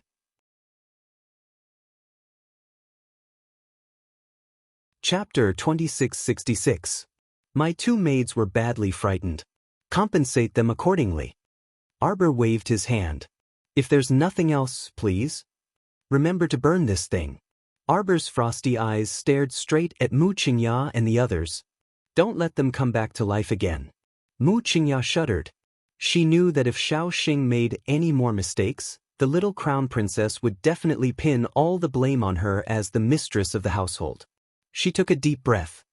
Don't worry, Jojo. I'll watch them burn it with my own eyes. Arbor nodded and turned to look at Mu Xingchen. Is there anything else? Mu Xingchen felt a bit uncomfortable when he saw that she was still keeping him at arm's length. Mother doesn't have any ill intentions towards you. Mother sincerely wants to get along well with you. If you're willing to accept others, you'll find that there are many people in this world who want to treat you well. Arbor glanced at him mockingly. Is there something wrong with your brain? Do you want me to remind you again? My mother died a long time ago. Mu Xingchen remained silent. Scram! Arbor roared at him. His cold gaze was like a knife that stabbed into Mu Xingchen's heart. He was actually despised by his own sister. A black figure climbed onto the roof. Seeing so many people in the courtyard, he couldn't help but be startled. He then bowed and said, reporting to the Crown Princess, His Highness invites you to Qianyuan Grand Hall. Arbor glanced sideways at the youth and nodded. Prepare the carriage. Prepare the carriage for the Crown Princess. Hurry. Mu Xingchen watched as his little sister walked past him with an indifferent expression. His expression was a little blank for a moment. Mu Jingrui stepped forward and patted his shoulder comfortingly. Mu Qingya tightly clenched her wrist and suppressed her anger as she said, Investigate Xiao Xing's matter. Get to the bottom of it. I want to know who's playing tricks in the dark. To actually do this in front of the Crown Princess. Madam, Song Lu called out pitifully. Shut up. How unruly. It's my fault for indulging you guys too much. How dare you be so impudent in front of the Crown Princess? After you go back, you will have to copy the family rules 100 times, and half a month's salary will be deducted. If you dare to be so presumptuous in the future, I will not let you off so easily. Song Lu retreated sobbing. Mu Qingya, on the other hand, was still angry. She reached out to press on her chest, feeling a little dizzy. Mu Xingchen reached out to support her, but the word mother was suddenly stuck in his throat. When he thought of his younger sister's expression just now, as if she was looking at an enemy, he inexplicably couldn't bring himself to call her mother. Arbor left a noisy courtyard and took a carriage to the imperial palace. He was welcomed into the Heaven Origin Great Hall without any obstructions. At this time, the sun was shining brightly. The entire hall was enveloped by a layer of sunlight. Golden roof, red door, coral window. The cornice curled up and the grandeur was magnificent. Following the announcement, Arbor strode in with vigorous steps. Apart from a few old censors who had seen the little crown princess before, who had calm expressions, the other ministers couldn't help but sneak a glance. This was the little crown princess who had beaten the holy nun of the temple to the point that even her mother couldn't recognize her. When the crown prince saw that his wife had arrived, his eyes couldn't help but light up. Everyone inexplicably felt a trace of a spring breeze. The low pressure that had been pressing down on them just now was suddenly swept away. Wasn't this too exaggerated? You're tuning in to the Passion Pages YouTube channel. We're so grateful for your support, and don't forget to subscribe to join us on this incredible journey through captivating stories.